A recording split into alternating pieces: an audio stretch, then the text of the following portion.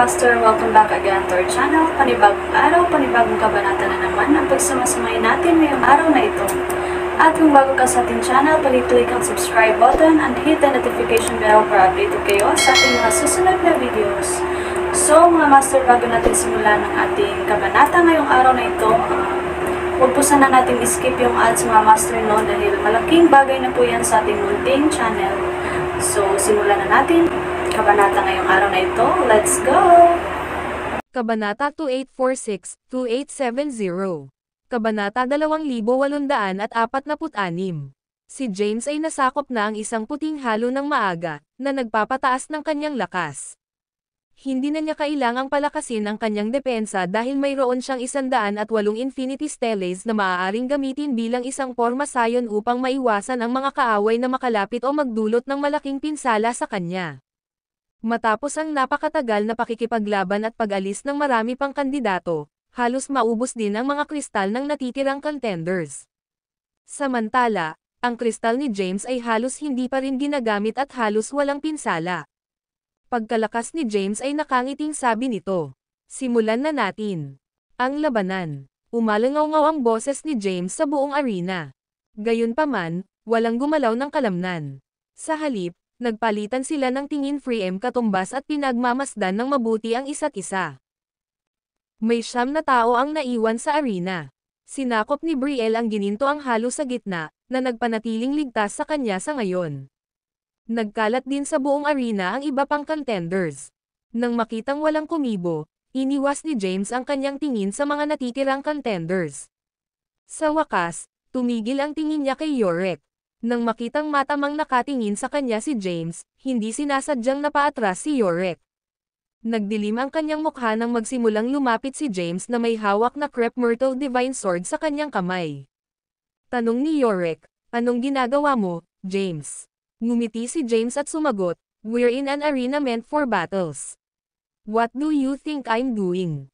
Maraming ibang tao dito. Bakit ako? May battle royale daw tayo. So pwede bang iba ang target mo?" Walang magawa si Yorick. Nakalaban niya si James noon at natalo. Ngayong nadagdagan ang lakas ni James, natalo siya ni James. Kung pipilitin ni James na puntiryahin siya, walang tsansa na manalo si Yorick. Napangisi si James, "Talagang nasa battle royale tayo. Gayunpaman, kailangan ko pa ring pumili ng taong aatakehin. Ikaw ang pinakamahina sa mga natitirang tao, kaya wala akong ibang pagpipilian kundi ang targetin ka." Si Maveth, Matilde, at Will Valor ay nagmamasid mula sa malayo. Dahil pinili ni James si Yorick, pansamantala silang ligtas. Sa sandaling iyon, si Maveth ay lihim na nakipag-usap sa telepatiko kay Matilde.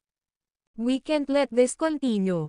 Although it's a battle royale, hindi siya hahabulin ng mga kasama ni James, and, Oval, Book is currently our biggest threat." Telepathically sumagot si Matilde, "Kung gayon, ano ang dapat nating gawin ngayon?" Pagkatapos ng maikling pag-iisip tungkol dito, sumagot si Maveth, "Dahil pinili ni James na labanan si Yorick, tatayo muna kami sa ngayon. Habang nagsisimula ang laban nila, maghihintay tayo ng pagkakataon para atakihin si James. Kahit na hindi namin siya maalis, susubukan naming maubos ang kanyang kristal." Maveth at Matilde ay nagkaroon ng medyo magandang relasyon sa buong pagsubok na ito. Sina Yorick at Will Valor ay pansamantalang magkakasama. Dahil isang tao lang ang makakarating sa huling yugto, hindi may iwasang umasa sa ilang panlilinlang upang maalis ang iba pang mga nilalang upang matiyak na nakarating sila sa dulo. Ito ay totoo lalo na dahil iilan na lamang sa kanila ang natitira. Pumayag si Matilde na sumabay sa diskarte ni Maveth. Alam ni James na habang nakikipaglaban pa siya kay Yorick, sasamantalahin ni Maveth at Matilde ang pagkakataon na palihim na atakihin siya para maalis siya. Kaya naman, telepathically din niyang inabot si Feb, novel drama. "Target ko muna si Yorick at susubukan kong maalis siya. Sa laban ko, susubukang kurutin ako ng Celestial Ant at Multicolored Flame Python. Bagamat hindi nila ako maalis, malamang ay susubukan nilang ubusin ang enerhiya ng kristal ko. Bantayan mo sila para sa akin." Sa sandaling gumawa sila ng hakbang, atakihin sila. Sagot ni Feb, "Paano kung atakihin ko sila ngayon kaysa hintayin ko silang gumawa ng hakbang? I will keep Maveth occupied, para wala na siyang oras na gumawa ng iba. Sinabi ni Chusai, kung ganoon ang kaso, haharapin ko ang multicolored flame python. James asked, then what about Will Valor?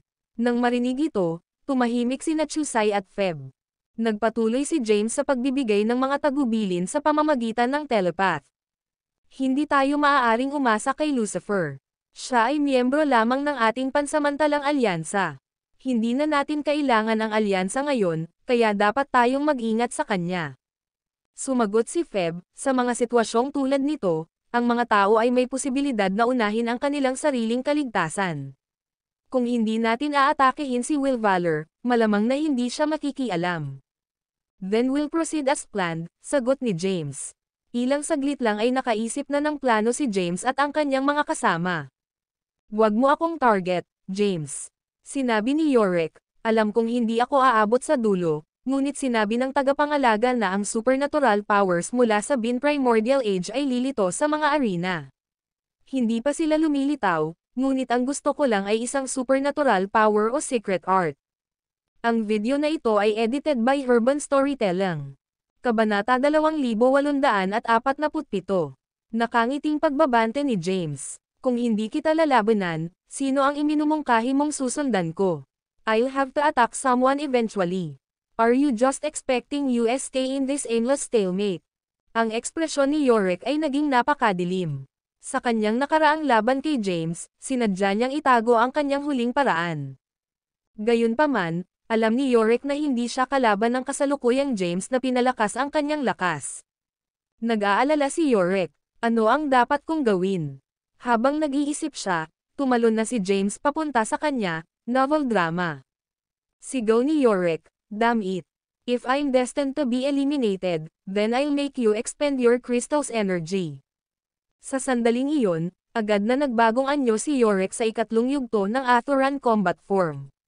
Naging berde ang kanyang mukha, at naging pangil ang kanyang mga ngipin. Isang itim na baluti ang tumakip sa kanyang katawan, at ang kanyang katawan ay sumabog na may nagliliyab na enerhiya. Boom! Hindi nagpapigil si James. Ang Infinity Stellace na umiikot sa kanya ay sunod-sunod na sumugod kay Yorick. Naranasan na ni Yorick ang hindi kapani-paniwalang lakas ng Infinity Stellace, kaya hindi siya naglakas loob na pilitin ang mga ito.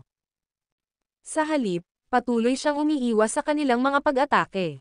Gayunpaman, ginagamit lang ni James ang Infinity Stellace para makaabala kay Yorick. Ang kanyang aktwal na pag-atake ay hindi sa pamamagitan ng paggamit ng Infinity Steel ngunit sa pamamagitan ng iba't ibang supernatural powers at secret attacks na kanyang pinagkadalubhasaan. Kaagad siyang nagcast ng Curse Magic, gamit ang parehong confinement at cycle of time kay Yorick. Pagkatapos, sinundan niya ang kanyang husay sa espada. Nagpupumigla si Yorick sa mga atake ni James.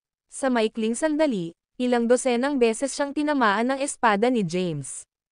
Ang lahat ng mga puntos na nataman ay ang mahahalagang puntos ni Yorick. Kung hindi dahil sa kristal, nawalan ng kakayahan si Yorick. Sa kabutihang palad, siya ay bahagya na lumalaban sa mga pag-atake ni James sa proteksyon ng kristal. Galit na iniluwa niya, mamatay. Pagkatapos sumigaw, itinaas ni Yorick ang Athoran Sword at sinisingil si Y katumbas James, pilit na pinaalis ang mga pag-atake ng Infinity Steel. Sinira ni Yorick ang formation at nagpatawag ng ilang sword energies mula sa Athoran Sword. Ang sword energies ay direktang kumari pa kay James. Si Yorick ay nakakatakot kapag siya ay galit. Natigilan si James at hindi napigilan ang pag-atake. Tinamaan siya ng ilan sa sword energies. Naubos agad ang enerhiya ng kristal sa kanyang katawan. Gayunpaman, hindi nagtamo ng anumang pinsala si James. Gumamit si James ng pambihirang mga diskarte sa pakikipaglaban sa espada, at ang kanyang bilis ay nakakabulag. Oval, iniwagayway niya ang kanyang espada, at libu-libong sword energies ang hamampas kay Yorick. Sa sandaling iyon, nagpalitan ng tingin sina Maveth at Matilde. Agad nilang naunawaan ang kanilang senyales na kumilos at mabilis na sumugod kay James. Ako ang lalaban sayo, sigaw ni Feb at hinaranggan ang atake ni Maveth. Samantala, hinarap ni Chusai si Matilde. Agad silang sumabak sa labanan.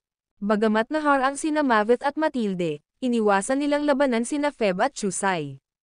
Sa halip, mabilis silang umiwas at naghanap ng mas maraming pagkakataon para hampasin si James. Sa ngayon, halos 3 tao ang sinasalubong ni James ng sabay-sabay. Bukod dito, pilit na tinangka ng 3 na salakayin si James, gamit ang lahat ng paraan para ubusin ang enerhiya sa kristal ni James. Nang makita ang eksenang ito, ngumiti si Lucifer at bumulong, "Go on, keep at fighting. The desperately you guys fight each other, the better it is for me." Natuwa si Lucifer nang makita ang sitwasyon. Si James at ang iba pang mga powerhouse ay nakakulong sa labanan, kaya magagamit niya ang pagkakataong magpahinga at magpagaling. Samantala, balis ang pinagmamasdan ni Brielle si James na pinagkakaguluhan mula sa loob ng halo sa gitnang rehiyon ng arena. Ang video na ito ay edited by Urban Storytelling.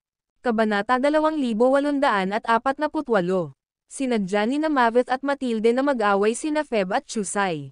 Palihim silang naghintay ng isa pang pagkakataon para salakayin si James. Sa sandaling iyon, galit na galit si Yorick. Wala na siyang pakialam kung maabot niya ang huling antas ng arena. Natarante siya at inatake ng masama si James. Bagamat hawak ni James ang Infinity Steles, pilit na nilabag ni Yorick ang kanilang mga depensa at nagdulot ng matinding suntok kay James. Noong una, mahinahon na kinaya ni James si Yorick. Gayunpaman, paminsan-minsan ay sinasampal siya ni Maveth at Matilde, at masasaktan siya habang naaabala. Pagkaraan ng ilang saglit na pakikipaglaban, naubos ang enerhiya ng kristal sa katawan ni James. Sampin si James, "Damn it." Sa sandaling iyon, hindi na siya nagtimpi. Kinailangan niyang alisin ang isa sa kanila sa lalong madaling panahon upang mag-concentrate sa iba pang mga kalaban. Hindi mabilang na sword energies ang lumabas sa kanyang katawan. Ipinatawag niya ang kanyang Yogacara. Ang enerhiya ng Yogacara sword ni James ay dumaloy sa Crep Myrtle Divine Sword. Ang lakas ng espada at ang espada ay mula sa Genesis. Nang pumasok si James's natal Yogacara sa Crep Myrtle Divine Sword, agad nitong pinalakas ang espada ni James. Mamatay. Pagkatapos sumigaw ni James, binatukan niya si Maveth. Noong lumaban si James noon kay Maveth, inilabas niya ang lahat ng kanyang lakas ngunit hindi man lang nakalusot sa depensa ni Maveth. Sa pagkakataong ito, ang pag-atake ni James ay naging sanhi ng pagkalaglag ng mga kaliskis ni Maveth, at napunit ang isang madugong sugat sa kanyang katawan. Sa kasamaang palad, ang mga sugat ay gumaling kaagad. Damn it! Paano siya naging napakalakas? Dahil sa gulat ay mabilis na umatras si Maveth. Matapos mag-block off si Maveth, pinakawalan ni James ang buong lakas kay Yorick. Boom! Ang Crep Myrtle Divine Sword ay humampad sa Athoran Sword. Nagbanggaan ang kanilang malalakas na puwersa, at pinalipad si Yorick. Nagsimulang maghiwa-hiwalay ang katawan ni Yorick. Mapapawi sana siya ng impact kung hindi dahil sa bubog sa katawan niya. Matapos matagumpay na may tama ang suntok kay Yorick, mabilis na sinundan ni James ang isa pang pag-atake, novel drama. Bago pa napigilan ni Yorick ang sarili, binaril siya ng isa pang sword energy. Sinubukan niyang umiwas, ngunit huli na ang lahat. Ang sword energy ay tumusok sa kanyang katawan, at ang enerhiya sa kanyang kristal ay ganap na naubos. Gulat na pinanood ni Lucifer ang laban. Lahat ng naruroon ay nagpakita ng matinding lakas. Ang lahat ay pantay na kalaban, ngunit naramdaman niya na si James ang nagbigay ng pinakamalaking banta. Bukod dito, ang lakas ni James ay lumago din ng malaki. After so many rounds, James is finally using his full strength to fight. Bumulong si Lucifer, si James ang pinakamalakas na kalaban dito. Kung hindi ko siya pababayaan ngayon, magiging mahirap talunin siya pagkatapos niyang magkaroon ng sapat na oras para makabangon. Mabilis na gumawa ng plano si Lucifer. Nais niyang samantalahin si James na pinagtambalan ng iba. Nagplano siyang maghintay ng pagkakataong hampasin at bigyan ng matinding pinsala si James upang maubos ang enerhiya ng kanyang kristal. Samantala, napagmasdan din ni Will Valor ang awayan mula sa malayo. Si James ay nagpakita ng labis na lakas. Kung maalis si Yorick at ang iba pang mga kandidato, maaari niyang talunin si James ng mag-isa. Ang kanyang pagkakataong maabot ang huling arena ay tataas kung gagamitin niya ang pagkakataong ito sa Oval Book para maalis si James. Sa sandaling iyon, kumilos si Lucifer. Agad niyang pinasok ang kanyang 5th combat form. Matapos ipasok ang 5th combat form, ang kanyang buhok ay naging pink, at ang kanyang katawan ay nagbigay ng kulay rosas na glow. Ang itim na espada niya ay agad ding naging pink. Mag-ingat ka, James. Si Brielle ay binibigyang pansin ang mga away. Nang makita niyang pumasok si Lucifer sa kanyang combat form, alam niya kung ano ang binabalak nito at mabilis na binalaan si James. Ang video na ito ay edited by Urban Storytelling. Kabanata 2849. Sa sandaling iyon, mabilis na pumasok si Will Valor sa away. Sinugod niya si James sa isang hindi kapani-paniwalang bilis at lumitaw sa likod ni James. Itinulak niya ang kanyang palad sa pagitan ng Infinity Stellace at sinaktan si James ng napakalakas. Ang likod ni James ay hinampas ng sobrang lakas at napaatras siya. Magwala, hinawakan ni James ang Crep Myrtle Divine Sword, tumalikod, at umatake gamit ang kanyang espada. Sumabog ang nakasisilaw na sword energy at tinusok ang katawan ni Will Valor. Mabilis na umatras si Will Valor at nanatiling malayo kay James. Sa sandaling iyon, isang kakaibang inscription na puno ng kapangyarihan ng kidlat ang lumitaw sa itaas niya. Kaagad, libu-libong kidlat ang tumama kay James. Hinaranggan ng Infinity Stellace ang karamihan sa kidlat. Gayunpaman, ang mga tama ng kidlat ay napakarami, at ang iilan ay nagawang tamaan si James. Bawat bolt na tumama kay James ay naging dahilan ng paghina ng kanyang kristal. Galit na nagmura si James, "Damn it. Alam niyang haad lang si Lucifer, ngunit hindi niya inaasahan na aatake siya ngayon." Nang makita ito, iniwan ni Brielle ang gintong halo. Mabilis siyang sumugod kay Lucifer at nagpatawag ng asol na lotus. Hinarang ng lotus ang mga kakaibang inscription sa kalangitan. Matapos tamaan ng lotus ang mga inscription, nabuo ang mga bitek sa espasyo sa paligid nila. Ngumuso si Lucifer at tinawag muli ang mga inscription. Itinaas niya ang kanyang imperial weapon at sinisingil si James. Bago niya maabot si James, isang 10,000 meter long sword energy ang tumama mula sa langit.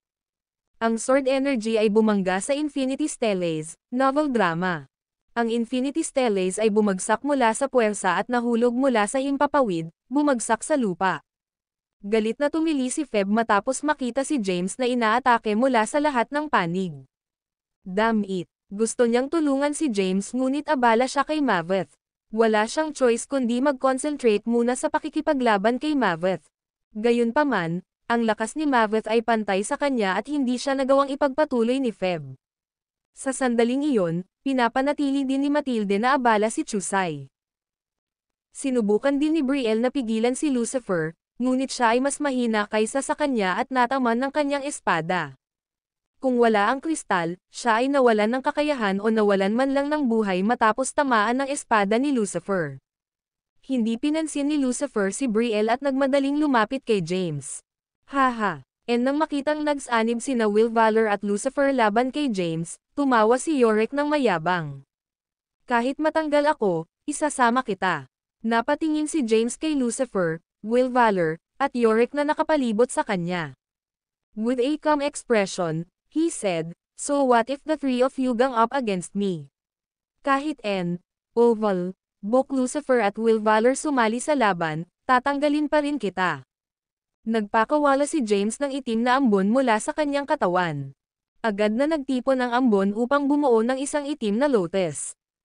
Tinapakan niya ang itim na lotus at ibinaba ang kanyang binti. Ang itim na ambon ay lumabas mula sa demonic lotus at sumugod patungo kay Yorick. Agad na binalot ng itim na ambon ang katawan ni Yorick. Sa sandaling iyon, nararamdaman ni Yorick ang itim na ambon na mabilis na sumisipsip ng enerhiya sa kanyang katawan. Umungol siya ng malakas at pilit na kumawala, arg. Sinugod siya ni James, nilaslas ang ulo ni Yorick, at pinaghati si Yorick sa kalahati. Mabilis na sumanib muli ang katawan ni Yorick na nahati sa kalahati. Umatras siya, ngunit nakabuntot si James at walang humpay na hinabol siya. Ang video na ito ay edited by Urban Storytelling. Kabanata 2850. Kinokontrol ni James ang Infinity Stellace, na nagpapahintulot sa kanila na umikot sa kanya at harangan ang mga pag-atake mula kina Lucifer at Will Valor. Kasabay nito, itinapon niya ang lahat sa pag-atake kay Yorick. Ang kanyang kasalukuyang lakas ay higit na mataas kaysa kay Yorick. Tuloy-tuloy na umatras si Yorick, Ngunit walang humpay na hinabol siya ni James. Nahaharap sa isang pagsalakay ng iba't ibang supernatural powers ni James, walang puwang si Yorick para lumaban. Papatayin na sana ni James si Yorick ng 100 beses kung hindi dahil sa bubog sa katawan nito. Samantala, naglunsad sina Will Valor at Lucifer ng isa pang serye ng mga pag-atake kay James. Bagamat si James ay may Infinity Stellace na nagpoprotekta sa kanya, si Will Valor ay isang powerhouse na dalubhasa sa pisikal na lakas. Sa isang suntok, napatumba niya ang isa sa mga Infinity Stellace. Mabilis niyang sinamantala ang pagkakataon, sumugod sa likod ni James, at nag-urong ng malakas na suntok kay James. Natuon ang atensyon ni James kay Yorick, kaya sa oras na napagtanto niya ang panganib ay nataman na siya sa likod. Ang suntok ay nag-iwan ng malagim na sugat sa kanyang likod. Naubos ang enerhiya ng kanyang kristal, at agad na gumaling ang sugat sa kanyang likod. Tumalikod si James at ibinato ang kanyang espada kay Will Valor. Gayunpaman, mabilis na umatras si Will Valor matapos matagumpay na may tama ang tama at madaling naiwasan ang espada ni James. Biglang lumitaw ang libu-libong anino ng espada sa buong kalawakan. Agad namang nababantayan ang ekspresyon ni Will Valor. Bago pa siya makapag-react ay nasa likod na niya si James.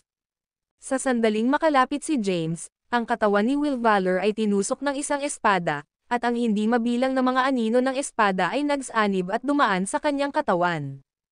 Ang pag-atake ay nagdulot ng malaking pinsala kay Will Valor at naubos ang malaking halaga ng enerhiya ng kanyang kristal. Sa sandaling iyon, sumugod si Lucifer dala ang kanyang Imperial Weapon. Nag-react si James at mabilis na itinaas ang Crep Myrtle Divine Sword para pigilan ang pag-atake. Novel drama. Boom! Nagsagupaan ang dalawang pambihirang espada, at ang nakakatakot na shockwave ay sumabog sa hangin. Agad na pinalipad si James. Samantala, nasugatan din ng nakakatakot na sword energy si Lucifer, at nagsimulang mamuo ang mga sugat sa buong katawan niya. Sa sandaling iyon, ang katawan ni Lucifer ay nagpakita rin ng mga palatandaan ng pagkawatak-watek. Sa malagim na sandaling ito, ang kristal sa loob ng katawan ni Lucifer ay humigop ng pinsala at pinagaling ang mga sugat sa kanyang katawan. Nakakatakot si James. Nagulat si Lucifer. Nasa 5th combat form na siya pero halos hindi makayanan ang atake ni James. Kung hindi dahil sa bubog sa kanyang katawan, malubha siyang nasugatan ng atake ni James. Sa sandaling iyon, si James ay nasa kanyang pinakamalakas na estado ng labanan. Ginamit pa niya ang Yogacara Sword Energy sa kanyang katawan. Ang Sword Energy at Crep Myrtle Divine Sword ay mula sa parehong elemento ng Genesis. Sa makatuwid, pinahusay ng Yogacara Sword Energy ang kapangyarihan ng Crep Myrtle Divine Sword. Damn it! Dumilim din ang mukha ni James. Hindi siya makapag-concentrate sa pakikitungo kay Yorick na si Lucifer at Will Valor ay palaging nakatalikod. Kinailangan ni James na alisin si Yorick at pumasok sa susunod na antas ng arena sa lalong madaling panahon. Pagkatapos nito, magiging mas madali para sa kanila na magpatuloy sa mga sumusunod na antas. Kung magpapatuloy ang kasalukuyang sitwasyon at kung nagawa niyang alisin si Yorick, kakailanganin pa niyang ubusin ang kalahati ng enerhiya ng kanyang kristal. Ito ay maglalagay sa kanya sa isang dehado sa susunod na antas ng arena. Boom! Biglang ipinadala ni James ang Infinity Stellace kay Will Valor at Lucifer. Ang mga Stellace ay sumakit sa kanila ng mapanganib. Sunod-sunod silang binomba ng 108 Infinity Stellace. Bagamat malakas sina Will Valor at Lucifer, hindi sila nang ahas na kunin ang pinsala mula sa Infinity Steel. Kaya naman, patuloy silang umiiwas sa mga pag-atake. Samantala, sinamantala ni James ang pagkakataon para mabilis na sumugod kay Yorick. Oval, itinaas niya ang Crep Myrtle Divine Sword at hinampos siya. Pilit na nilabanan ni Yorick ang pag-atake. Nagsagupaan ang dalawang espada. Si Yorick ay pinalipad ng napakalaking puwersa. Mabilis na sinamantala ni James ang sitwasyon at hinabol siya. Sa isang iglap ay sumulpot si James sa harapan ni Yorick at muli itong hinampos. Isang maliwanag na sword energy ang lumabas at tumusok sa katawan ni Yorick. Matapos makuha ang mataas na kamay, sinundan ni James ang isang serye ng mga pag-atake. Ang video na ito ay edited by Urban Storytelling. Kabanata 2851. Si Yorick ay nataman ng daan-daang beses sa loob lamang ng ilang segundo at naubos nito ang malaking halaga ng enerhiya ng kanyang kristal. Nahulaan ni James na halos maubos ang enerhiya sa kristal ni Yorick at maaalis niya ito sa loob ng halos 10 minuto. Ungol ni Yorick, ARG. Pagkatapos, inactivate niya ang kanyang secret art. Nagsimulang kumulo ang kanyang dugo, at mabilis na tumaas ang kanyang lakas. Matapos mapalakas ang kanyang lakas, nagsimula siyang desperadong lumaban-laban kay James. Ang lakas ni Yorick ay lumakas ng husto. Nakaya na niyang makayanan ang mga pag-atake ni James at sinira ang mga depensa ng Infinite Steel upang harapin ang pinsala kay James. Samantala, nakahanap din ng pagkakataon sina Will Valor at Lucifer na atakihin si James mula sa gilid. Nagpatuloy ang matinding labanan sa arena. Sina Feb at Maveth ay nakikipaglaban din. Pareho silang nagpakawala ng iba't ibang forbidden arts mula sa Primordial Age. Kasabay nito, nakikipaglaban din si Chusai laban kay Matilde. Tinangka ni Brielle na sakupin ang pagkakataon na panatilihing abala sina Will Valor at Lucifer. Gayunpaman, ang kanyang lakas ay mas mababa sa kanila, at madali siyang napaalis sa isang galaw. Pagkatapos makipagpalitan ng ilang suntok, ang enerhiya ng kanyang kristal ay naubos ng husto. Sa kabilang banda, nilabanan ni James si Yorick ng buong lakas at kailangang mag-ingat sa mga pag-atake ni Will Valor at Lucifer. Siya ay nahihirapan at nadidismaya sa katotohanan na sina Will Valor at Lucifer ay patuloy na umaaligid sa kanya. Gayunpaman, unti-unting umakyat ang kanyang lakas habang tumatagal ang laban. Buong display ang kanyang makikinang na espada. Sa pag-indayog ng kanyang talam, libo-libong sword lights ang lumitaw at tumakbo patungo kay Yorick. Bagamat nailabas na ni Yorick ang kapangyarihan ng kanyang dugo, hindi niya nakayanan ang napakaraming pag-atake ni James, at ang enerhiya ng kanyang kristal ay patuloy na nauubos. Swoosh! Ang nakabubulag na enerhiya ng espada ay sumugod. Si Yorick ay pabaya at nataman ito. Kinain ng pag-atake ang pinakahuling bahagi ng enerhiya ng kanyang kristal, novel drama. Sa wakas ay naalis si Yorick dahil ang kanyang kristal ay ganap na naubos, at siya ay pinalabas sa arena. Sa pag-alis ni Yorick, nagsimulang magbago muli ang paligid ng arena. Si James at ang mga natitirang contenders ay dinala sa susunod na arena. Sa pagkakataong ito, walang mga pakinabang na halos sa arena. Dahil dito, hindi nila mapalakas ang kanilang lakas, depensa, o bilis, at hindi rin nila nabawi ang enerhiya ng kanilang kristal. Pagkarating sa susunod na arena, nakahinga ng maluwag si James. Ngayong naalis na si Yorick, kaunti na lang ang kalaban niya at mas kalmado na siya. Mabilis na nagtipon ang mga kalaban. Nagmadali sina Feb, Chusai, at Brielle para makasama muli si James. Nag-aalalang tanong ni Brielle, "Are you alright, James? How much energy did that consume from your crystal?" Sinuri ni James ang kristal sa kanyang katawan at sumagot, "Maraming enerhiya ng aking kristal ang naubos pagkatapos na hampasin ng paulit-ulit ng maraming beses ni Lucifer at Will Valor. Marahil ang ika-10 bahagi nito ay nawala." Pagkatapos ng labanan, nalaman ni James na halos 1/10 bahagi ng enerhiya ng kanyang kristal ay naubos na. Sinabi ni Feb, "Mayroon pa akong 2/3 ng enerhiya ng aking kristal na natitira." In-update ni Chusai ang kanyang kalagayan, na nagsasabing, "Ako ay halos kapareho ng Feb at may natitira pang 2/3 ng enerhiya." Sabi ni Brielle, "Ang kristal ko ay kalahati na lang ng natitirang enerhiya." Huminga ng malalim si James. Lalong magiging mahigpit ang mga laban mula rito. Oval, Book ilang sandali matapos silang makarating sa bagong arena, muling lumitaw ang Guardian. "Binabati kita sa inyong lahat na nakarating sa yugtong ito.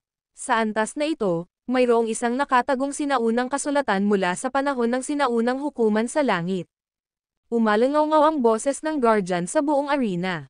Nang marinig ito, natuwa si James. Ang supernatural power at secret arts na iniwan ng mga powerhouse ng Ancient Heavenly Court ay sa wakas ay abot kamay na niya. Ang video na ito ay edited by Herban Storytelling. Kabanata 2852. Ang mga natitirang contenders sa arena ay sina James, Feb, Chusai, Brielle, Lucifer, Maveth, Matilde, at Will Valor. Ang hitsura ng Guardian ay nakakuha ng atensyon ng lahat at pansamantalang itinigil ang mga nagaganap na labanan. He stood in the middle of the arena. He wore a black robe with an oversized hood na nakatikip sa mukha niya. Ang tagapangalaga ay nag-anunsyo, ang Ancient Heavenly Court Age ay isang maluwalhating panahon kung saan isinilang ang maraming mahuhusay na tao.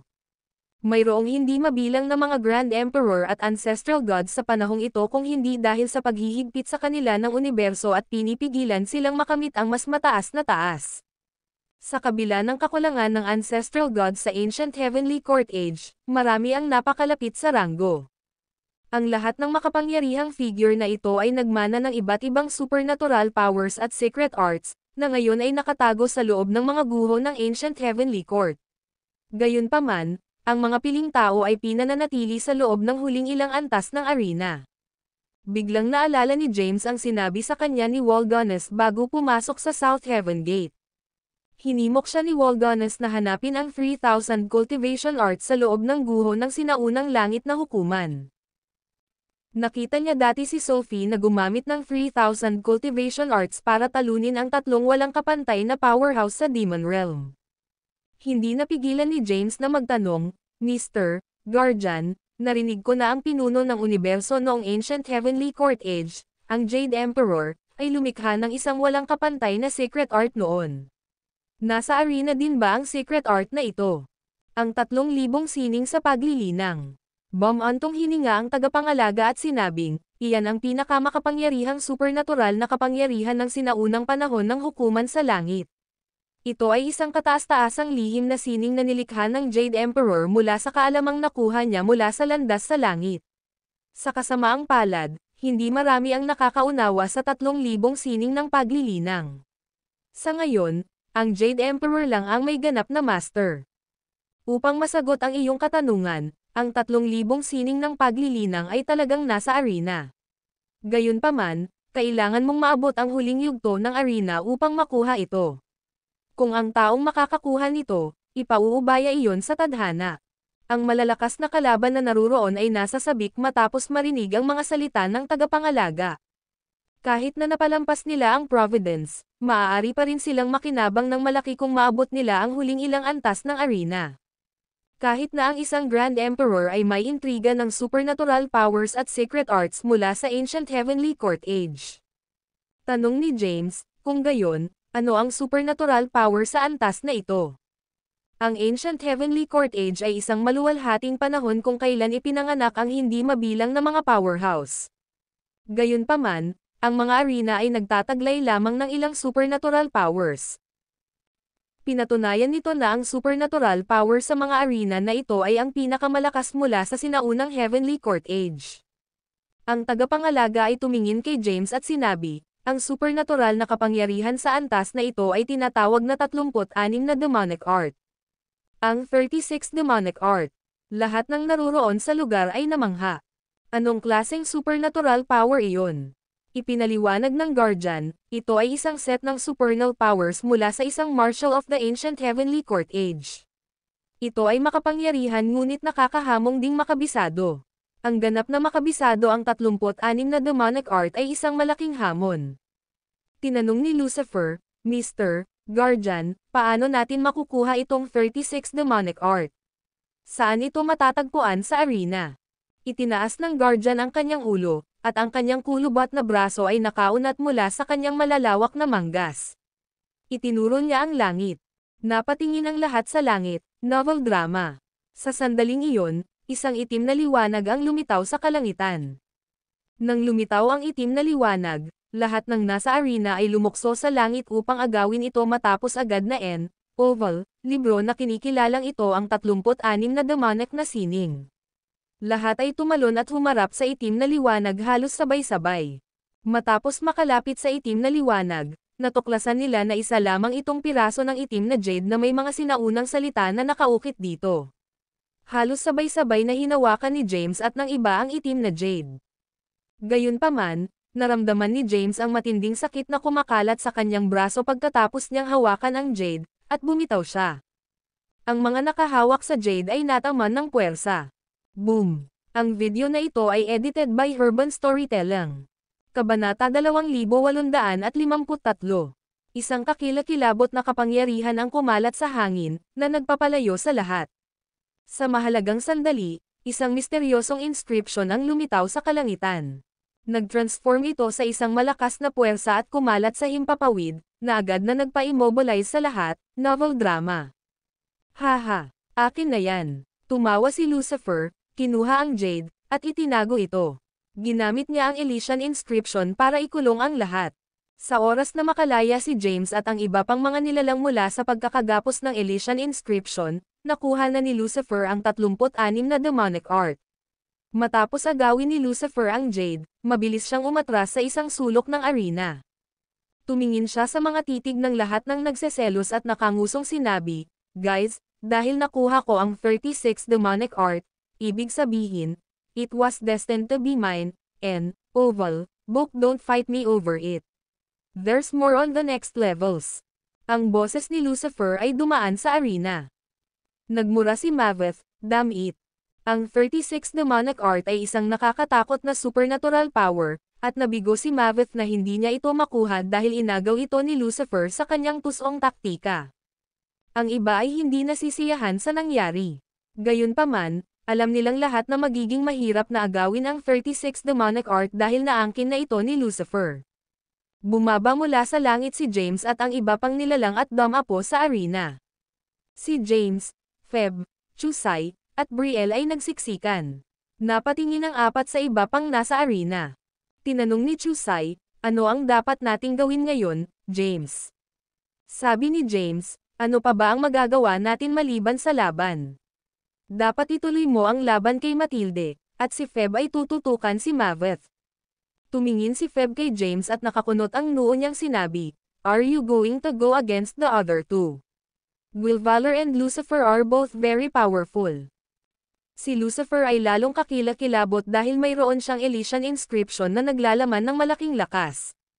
Hindi siya magiging madaling kalaban. Alam ko. Seryoso ang ekspresyon ni James. Talagang mahirap talunin si Lucifer. Gayunpaman, napakahina pa rin ni Brielle para labanan si Lucifer o Will Valor. Kaya naman, wala siyang choice kundi ang labanan silang dalawa mismo. James murmured, "I'll have to take down Will Valor first." Dahil kinalaban ni James ang parehong Lucifer at Will Valor, natukoy niya na ang huli ay ang mas mahina sa kanilang dalawa. Buong tiwala siya na kaya niyang alisin si Will Valor nang hindi gumagasta ng labis na enerhiya ng kanyang kristal kung hindi makikialam si Lucifer. Tila hinuhal ni Lucifer ang pinag-uusapan ni James at ng iba pa. Ngumiti siya at sinabing, "Wala akong planong sumali sa kasiyahan sa antas na ito. Naubos ko na ang aking sage energy pagkatapos ng mahabang pakikipaglaban. Magpapahinga ako at ibabalik ang aking lakas." Tumingin si Maveth kay Feb na may malungkot na ekspresyon. Ang video na ito ay edited by Urban Storytelling. Kabanata 2854. Matapos makipaglaban sa mahabang panahon, naubos na ng mga natitirang contenders ang kanilang sage energy. Dahil dito, pinili ni Lucifer na lumayo sa labanan sa kasalukuyang arena upang magpahinga at mabawi ang kanyang sage energy. Pareho rin ang naging conclusion ni Maveth at Matilde. Sa ngayon, makakabawi sila at ligtas na makapasok sa susunod na antas ng arena. Natarante si Will Valor sa kanilang mga sinabi. Ngumiti si James sa balisang Will Valor. Ngayong si Will Valor na lang ang kalaban niya, ang pagtanggal sa kanya ay isang madaling gawain.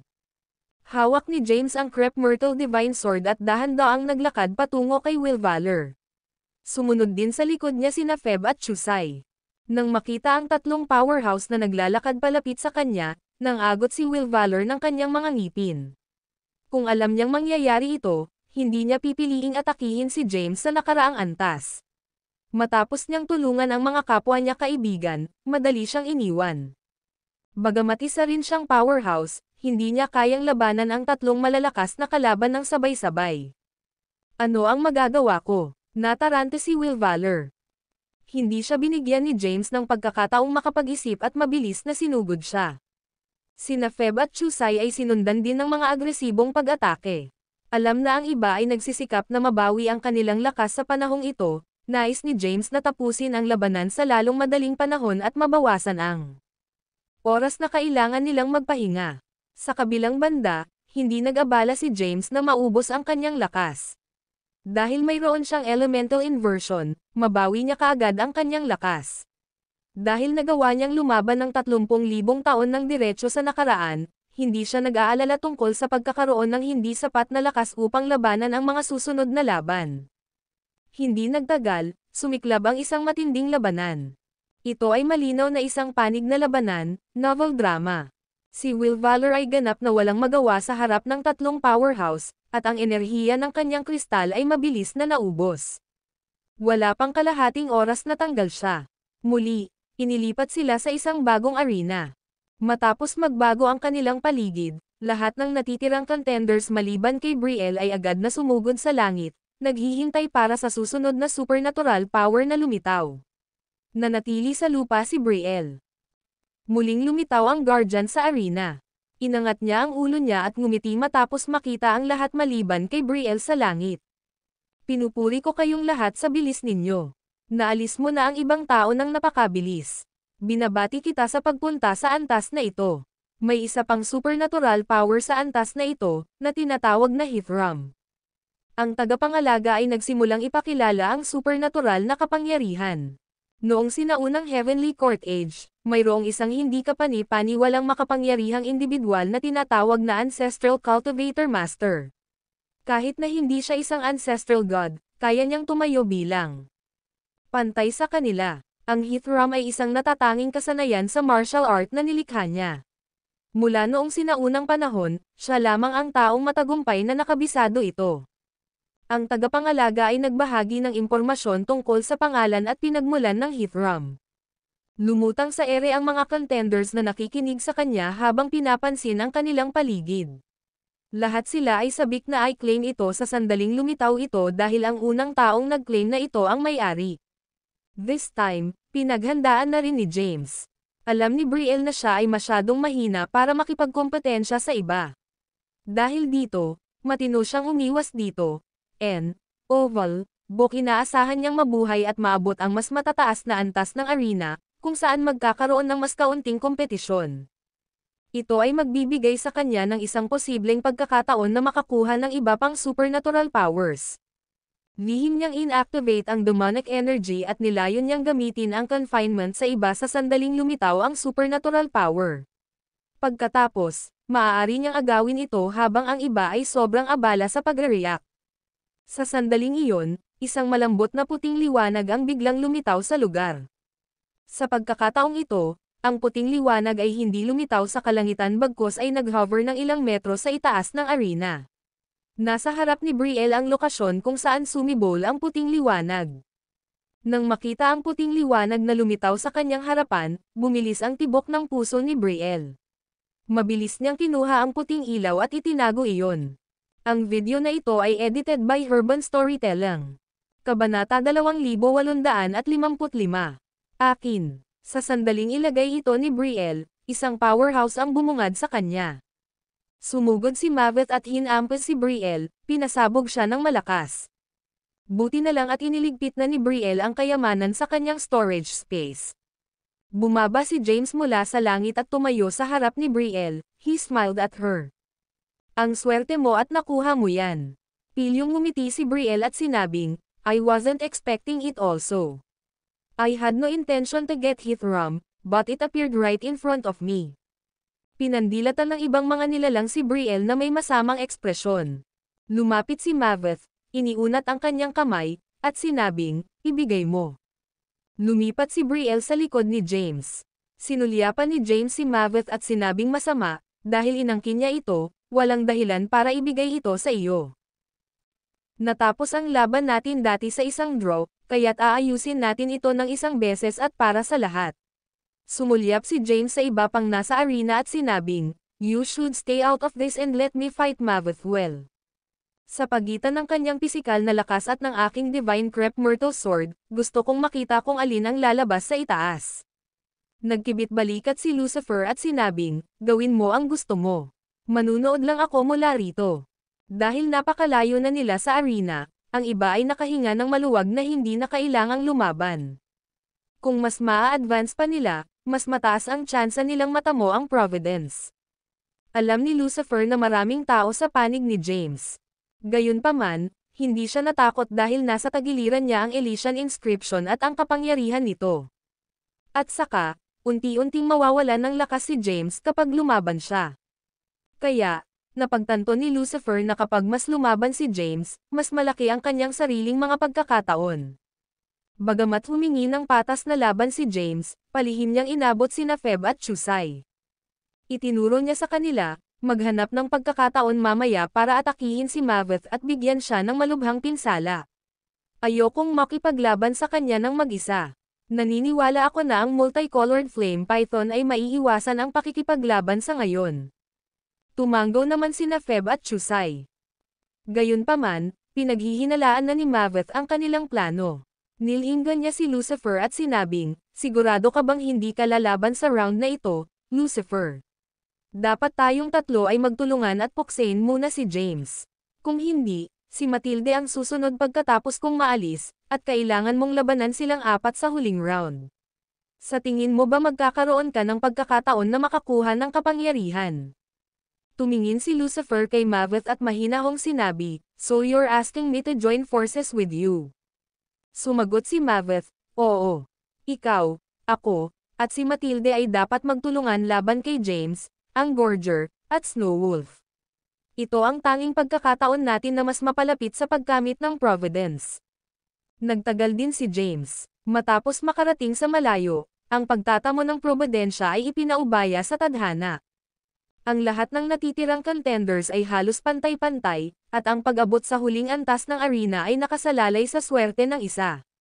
Alam niyang si Lucifer ay magiging mahirap na kalaban.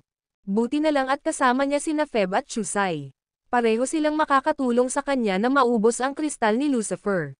Tumingin si Lucifer sa party ni James at nag-isip ng malalim. Sa totoo lang, ayaw na niyang lumaban pa. Nakakuha na siya ng walang kapantay na supernatural na kapangyarihan, kaya hindi na mahalaga kung sakupin man niya ang Diyos o hindi.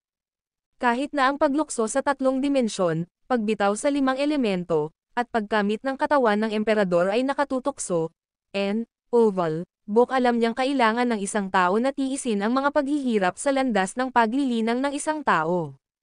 Sa pamamagitan lamang ng paggawa nito maaabot ng isa ang pinakasukdulan ng paglilinang, novel drama. Sa kabila nito, malugod pa rin niyang tinatanggap ang pagkakataong makuha ang Probidensya. Gayunpaman, hindi siya madidismaya kung hindi rin niya magagawa. Ang video na ito ay edited by Urban Storytelling. Kabanata 2856. Naisip ni Lucifer sa kanyang sarili, dapat ba akong makipagtulungan sa kanila? Pinag-iisipan niya kung kakampi ba niya si Maveth sa sandaling ito. Lumingon si Lucifer sa party ni James.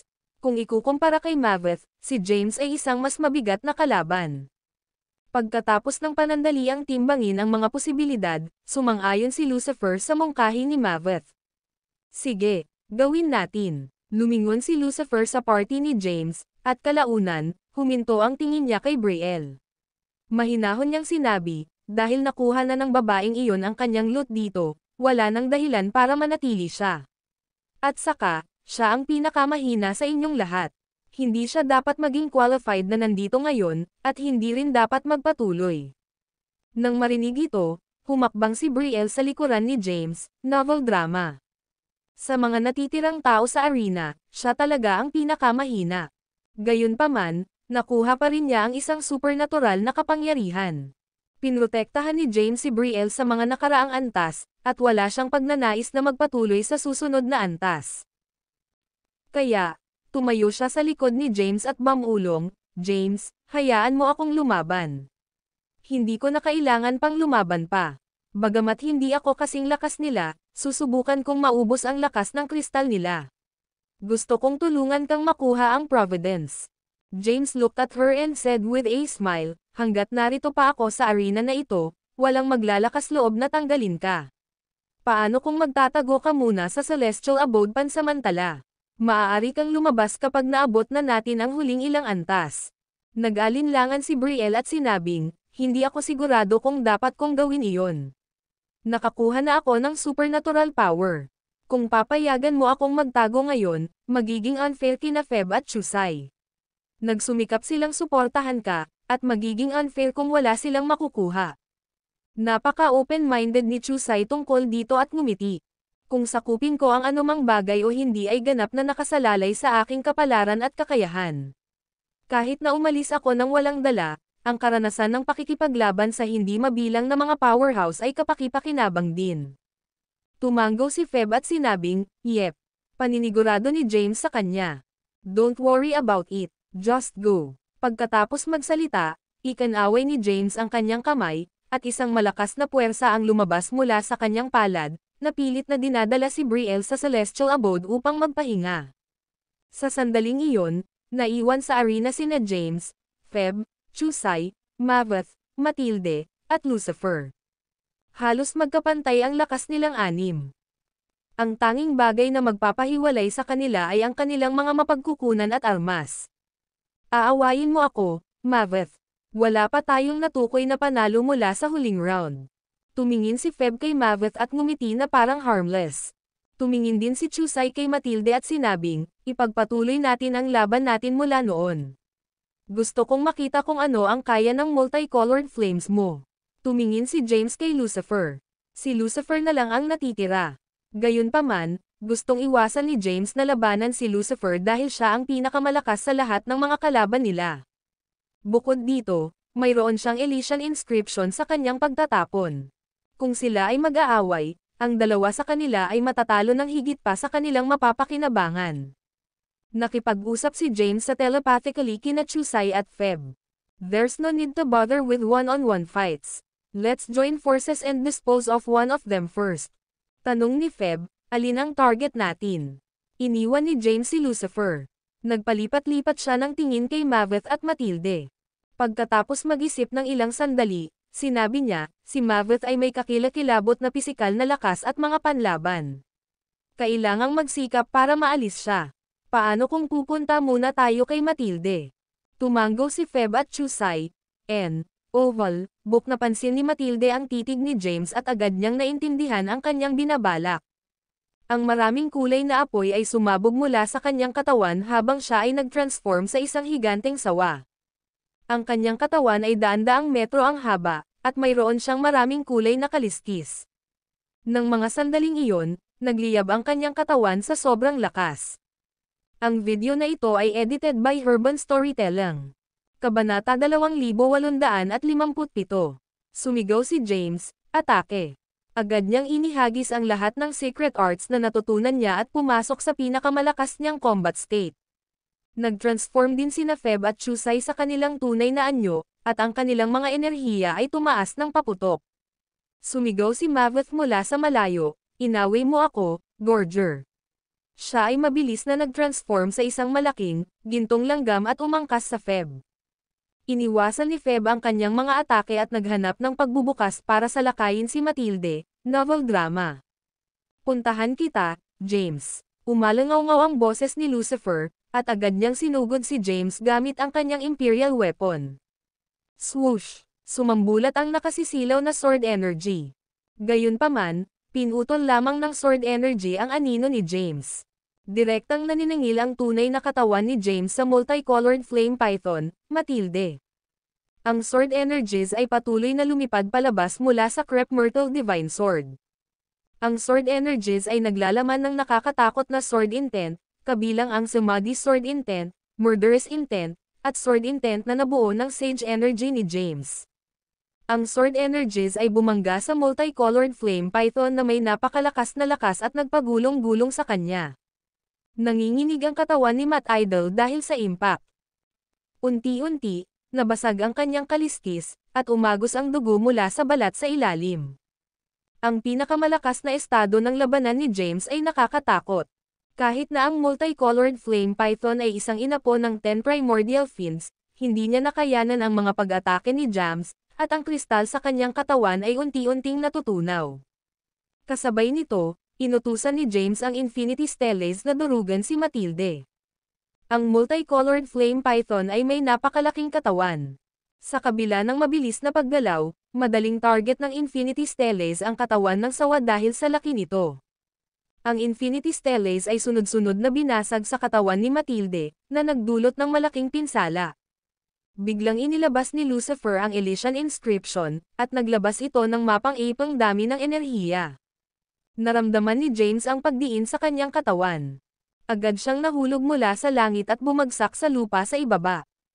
Bang! Ang kanyang katawan ay bumagsak sa arena, at naging sanhi ng pagbuo ng isang malaking siwang. Si James ay nakulong sa ilalim ng arena. Hindi binigyan ni Lucifer ng pagkakataon si James na makabawi. Sa sandaling bumagsak si James sa lupa, ilang kidlat ang agad na lumitaw mula sa Elysian Inscription at binomba ang lugar kung saan nahulog si James. Mabilis na nag-zoom ang ilan sa Infinity Stellace at hinaranggan ang mga tama ng kidlat. Swoosh! Isang figure ang bumaril mula sa kuweba na ibabaw. Sa sandaling si James ay sumugod sa langit, hindi mabilang na mga hibla ng itim na ambon ang lumabas sa kanyang katawan at binalot ito upang bumuo ng itim na baluti. Ang hugis ng baluti ay napakakaiba at ito ay tila ginawa mula sa mga petals ng demonic lotus. Napilitan si James na gumamit ng 10,000 demon art at i-deploy ang natal lotus para lumikha ng protective armor para sa kanyang sarili. Hanggat mapipigilan niya ang kanyang katawan na magkaroon ng pinsala, maiiwasan niyang maubos ang enerhiya ng kanyang kristal. Sa proteksyon ng demonic lotus, sinamantala ni James ang pagkakataong marahas na atakehin ang multicolored flame python. Naging seryoso ang mukha ni Lucifer. Nagmura siya sa kanyang puso, damn it. Si James ay kasing tatag ng ipis. Siya ay hindi lamang may Infinity Stellace, ngunit nakuha din niya ang demonic lotus ng aking ama. Magiging mahirap na alisin siya. Hindi alintana kung gaano katigas si James bilang isang kalaban, magkakaroon ng pagkakataon si Lucifer kung maabala si James. Kapag nangyari iyon, mauubos ni Lucifer ang enerhiya ng kanyang kristal. Kung maalis si Maveth o Matilde, magiging malaya sina Feb at Chusai na gawin ang gusto nila. Pagkatapos, kailangan niyang labanan ang dalawa o kahit tatlo sa kanila ng magkasama.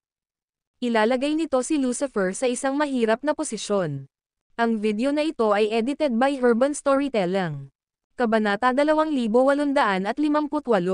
Matapos suriin ang sitwasyon, nagsimulang maghanap si Lucifer ng mga pagkakataon upang harapin ang matinding pinsala kay James.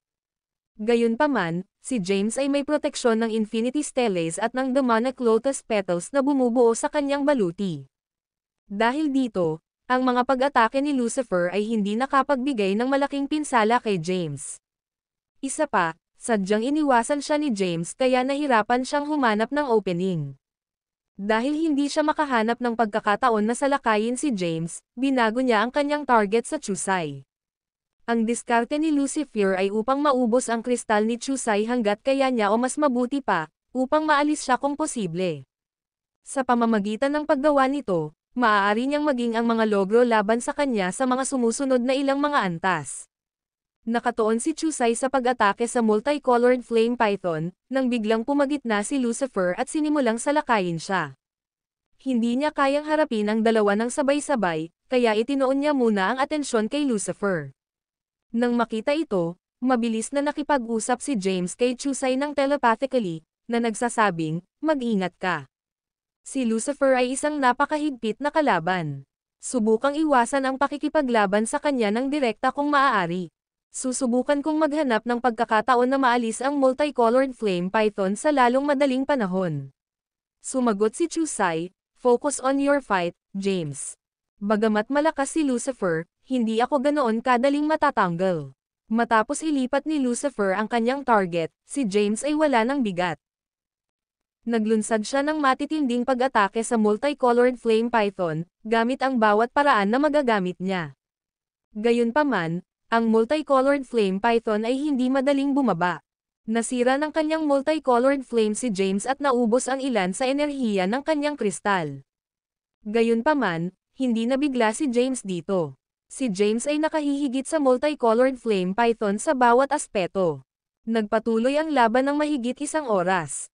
Pagkatapos ng mahabang labanan, ang multicolored flame python sage energy ay ganap na naubos, at siya ay napagod.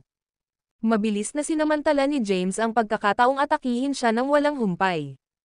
Matapos bombarduhan ng mga pag-atake sa susunod na ilang minuto, ang kristal ng multicolored flame python ay ganap na naubos, at siya ay dinala palabas ng arena. Sa wakas natapos na rin ang labanan sa arena. Hindi nagtagal, muling nagbago ang kanilang paligid. Si James at ang iba ay ligtas na nailipat sa isang bagong arena. Pagdating nila sa bagong arena, pinili nilang lahat na tumigil muna sa pakikipaglaban dahil inaasahan nilang may lalabas na bagong biyaya sa bagong arena. Walang nakakaalam kung saan lilito ang susunod na biyaya, kaya't nagkalat sila sa buong arena at binigyang pansin ang kanilang paligid habang hinihintay nilang lumitaw ito. Tumingin si James kay Chusay sa di kalayuan at inabot ito sa kanya ng telepatiko. Kamusta ka? Gaano karaming enerhiya ang natitira sa iyong kristal? Sumagot si Chusay, si Lucifer ay talagang isang mahigpit na kalaban. Nagtamo ako ng pinsala at naubos ang maraming enerhiya ng aking kristal. Sa ngayon, halos 1/3 na lang ng energy nito ang natitira sa akin. Sinundan din ni James ang Feb. Si Feb ay kapantay ni Maveth, at pareho silang nakagawa ng pinsala sa kristal ng isa't isa. Buti na lang at kalahati pa ng enerhiya ang natitira sa kristal ni Feb. Sa tansya rin ni James, kalahating ubos na ang kristal ni Maveth. Malamang na ang kanyang kristal at ang kay Lucifer ang may pinakamaraming lakas na natitira, novel drama. Gayunpaman, matagal nang lumaban si James, at ang iba ay patuloy na nagsisikap na matamaan siya. Kaya, ang kanyang kristal ay gumugol din ng maraming enerhiya. Batay sa kanyang mga pagbabawas, ang kristal ni Lucifer ang may pinakamaraming enerhiya dito. Napatingin si James kay Lucifer. Nang maramdaman ang titig ni James, lumingon si Lucifer kay James na may malabong ngiti. Samantala, nakatayo si Maveth sa isang sulok na may malungkot na ekspresyon. Na-eliminate ang kasama niyang si Matilde kaya tiyak na siya ang susunod na target. Inakala ni Maveth na hindi gagawa ng hakbang si Lucifer sa bagong arena ngunit pipiliin niyang ligtas na makapasok sa susunod na antas dahil madaragdagan nito ang kanyang mga pagkakataong makuha ang Providence. Habang iniisip ang sitwasyon, nagmura si Maveth, "Damn it." Matapos silang lumitaw sa bagong arena, muling ipinakita ng tagapangalaga ang kanyang sarili. Tiningnan ng guardian ang lahat ng tao sa arena at taos-pusong pinuri sila. Pinagmamasdan niya ang lahat mula sa mga anino at alam niyang si James ang nag-teleport kay Brielle sa Celestial Abode. Umubo ng mahina ang guardian, ahem. Ang video na ito ay edited by Herban Storytelling. Kabanata 2859. Tersem sure hindi naging madali ang makarating dito. Lahat kayo na nakarating dito ay ang pinakamahusay sa edad na ito at nakalaan para sa kadakilaan. Mayroon ding supernatural power sa arena na ito. Umalangaw-ngaw ang boses ng tagapangalaga sa buong arena, at lahat ay matamang nagmamasid sa kanilang paligid upang agawin ang biyaya sa sandaling ito ay lumitaw. Ang supernatural power sa arena na ito ay tinatawag na Cultivation Encyclopedia. Ito ay isang mahiwagang kasulatan na nagtatala ng iba't ibang mga landas sa paglilinang ng detalyado. Ang Jade Emperor mismo ang sumulat ng kasulatan. Ipinatawag niya ang lahat ng mga powerhouse sa panahon ng Ancient Heavenly Court Age at gumugol ng 3 panahon sa pagsulat nito. Ito ay isang hindi mabibaylang kayamanan. Nang marinig ito, excited na nakinig ang lahat. Talagang isang malaking kayamanan kung tipunin ng Jade Emperor ang lahat ng powerhouses ng Ancient Heavenly Court Age at tumagal ng ganoon katagal upang i-transcribe ang lahat. Samantala, hindi moari ni James kung gaano katagal ang 3 panahon. Sa sandaling iyon, napansin ni Feb ang pagkalito ni James at lumakad ito, ipinaliwanag, ang mga kapanahunan ay isang sukatan ng oras. Sa ilalim ng normal na mga kalagayan, ang isang panahon ay isang panahon mula sa pamumulaklak ng mga sagradong pamumulaklak hanggang sa punto kung saan sila ay nalalanta. Tanong ni James, kung gayon, ilang taon ang isang panahon?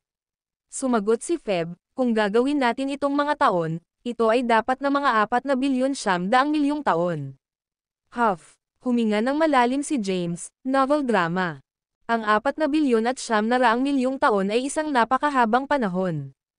Sa madaling salita, ang Jade Emperor ay gumugol ng halos 15 bilyong taon sa pagsulat ng Cultivation Encyclopedia sa tulong ng hindi mabilang na mga powerhouse. Ang Cultivation Encyclopedia ay talagang isang hindi pangkaraniwang kayamanan. Nasa swerte na lang kung sino ang aangkin nito. Pagkatapos magsalita ng guardian, nawala siya sa paningin. Nagpatuloy ang lahat sa pagmamasid sa kanilang paligid. Sa sandaling iyon, isang kislap ng malambot at puting liwanag ang biglang lumitaw sa kanlurang bahagi ng arena. Agad namang kumilos ang lahat matapos itong makita. Gayunpaman, parehong ginamit ni Lucifer at James ang kanilang mga diskarte sa immobilization. Ginamit ni James ang kanyang Curse Magic's Confinement, samantalang ginamit ni Lucifer ang kapangyarihan ng Elysian Inscription para ikulong ang iba. Gayunpaman, ang isang tao ay hindi naapektuhan ng kanilang mga diskarte. Mabilis na nagpakita si Chusai sa harap ng puting ilaw, hinawakan ito, at inilagay sa malayo. Ikaw, paano ka pa nakakagalaw? Hindi makapaniwalang tumingin sa kanya si Lucifer. Tumawa si Chusai at sinabing, alam kong gagamitin mo ang kapangyarihan ng Elysian Inscription para pigilan ako. Bago ako dumating sa Earth, binigyan ako ng aking ama ng ilang mahiwagang rune. Mayroon akong isang rune na maaaring neutralisahin ang iyong pamamaraan ng pagkakulong. Natigilan din si Maveth. Nakuha na ni Chusai ang Cultivation Encyclopedia nang makalaya siya. Galit niyang inihakbang ang kanyang mga paa. Alam ni Maveth na matatanggal siya sa round na ito, at kung wala siyang makukuha sa level na ito, aalis siya nang walang dala. Hindi siya nasisiyahan sa kinalabasan. Gayunpaman, wala siyang magagawa. Ang video na ito ay edited by Urban Storytelling. Kabanata 2860. Ang kayamanan sa antas na ito ng arena ay nakuha ni Chusai. Ang Cultivation Encyclopedia ay mahalaga, at natuwa si Chusai na dumating siya sa mga guho ng sinaunang langit na hukuman. Matanggal man siya ngayon, wala siyang pinagsisisihan. Sa sandaling iyon, pakiramdam niya ay isang matalinong hakbang ang desisyon ng kanyang angkan na kaibiganin si James. Nagawa niyang makakuha ng magandang kapalaran sa pamamagitan lamang ng pagsama kay James. Kung tatayo siya laban kay James, hinding-hindi siya magkakaroon ng pagkakataong agawin ang Cultivation Encyclopedia. Labis na nagalit si Lucifer na nakuha ni Chusai ang kayamanan.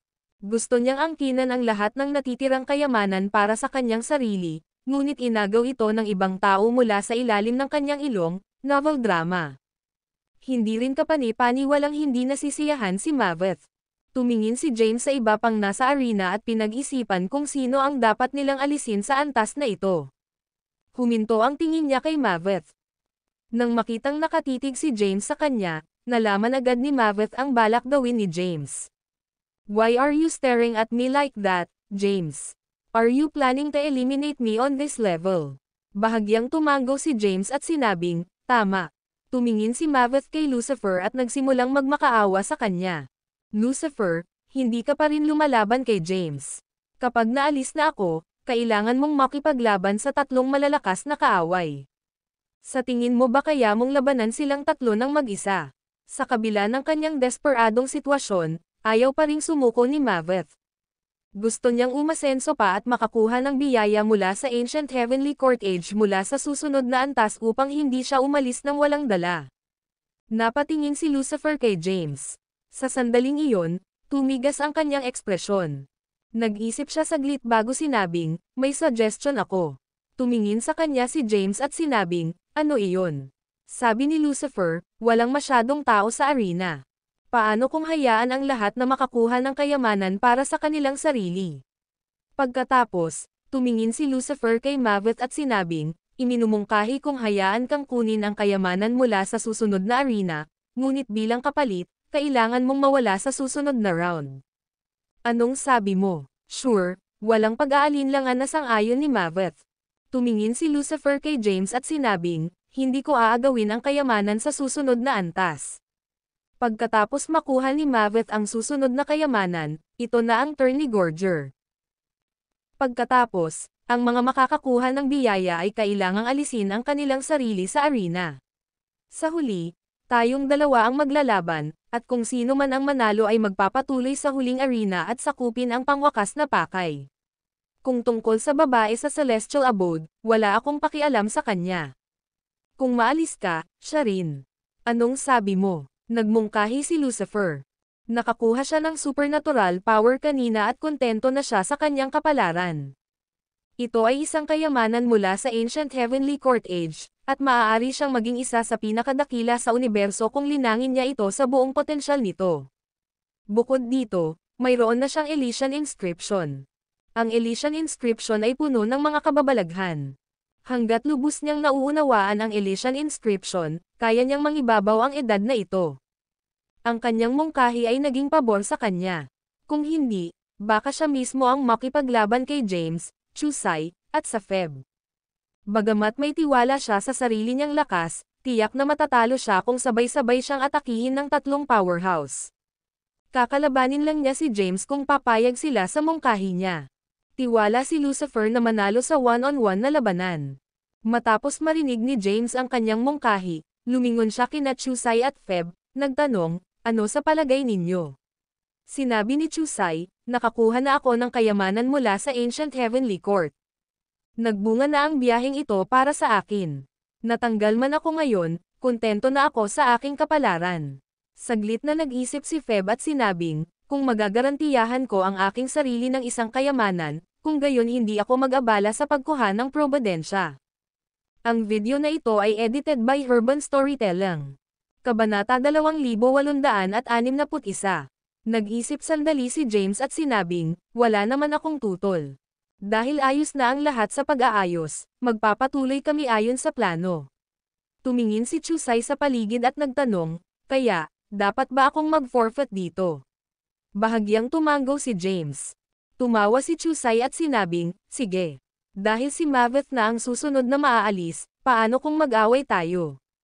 Ubusin ko ang halos lahat ng enerhiya ng iyong kristal, pagkatapos ay maaari mo akong patumbahin.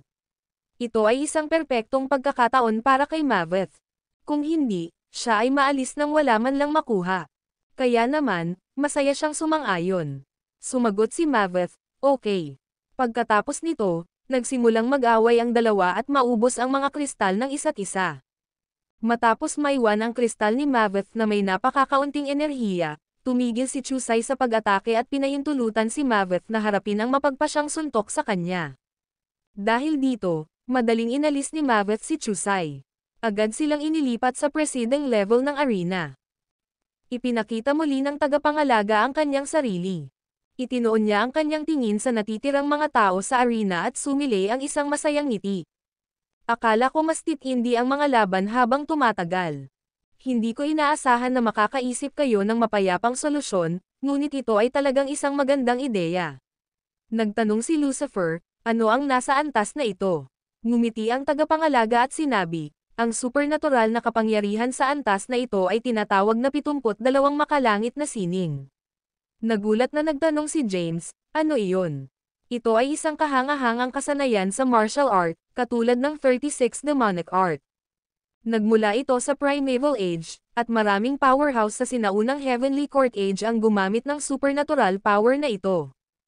Ang pamamaraan na ito ay isinagawa ng kilalang Ascended War God at ng Three-Eyed War God mula sa Ancient Heavenly Court Age, paliwanag ng Guardian.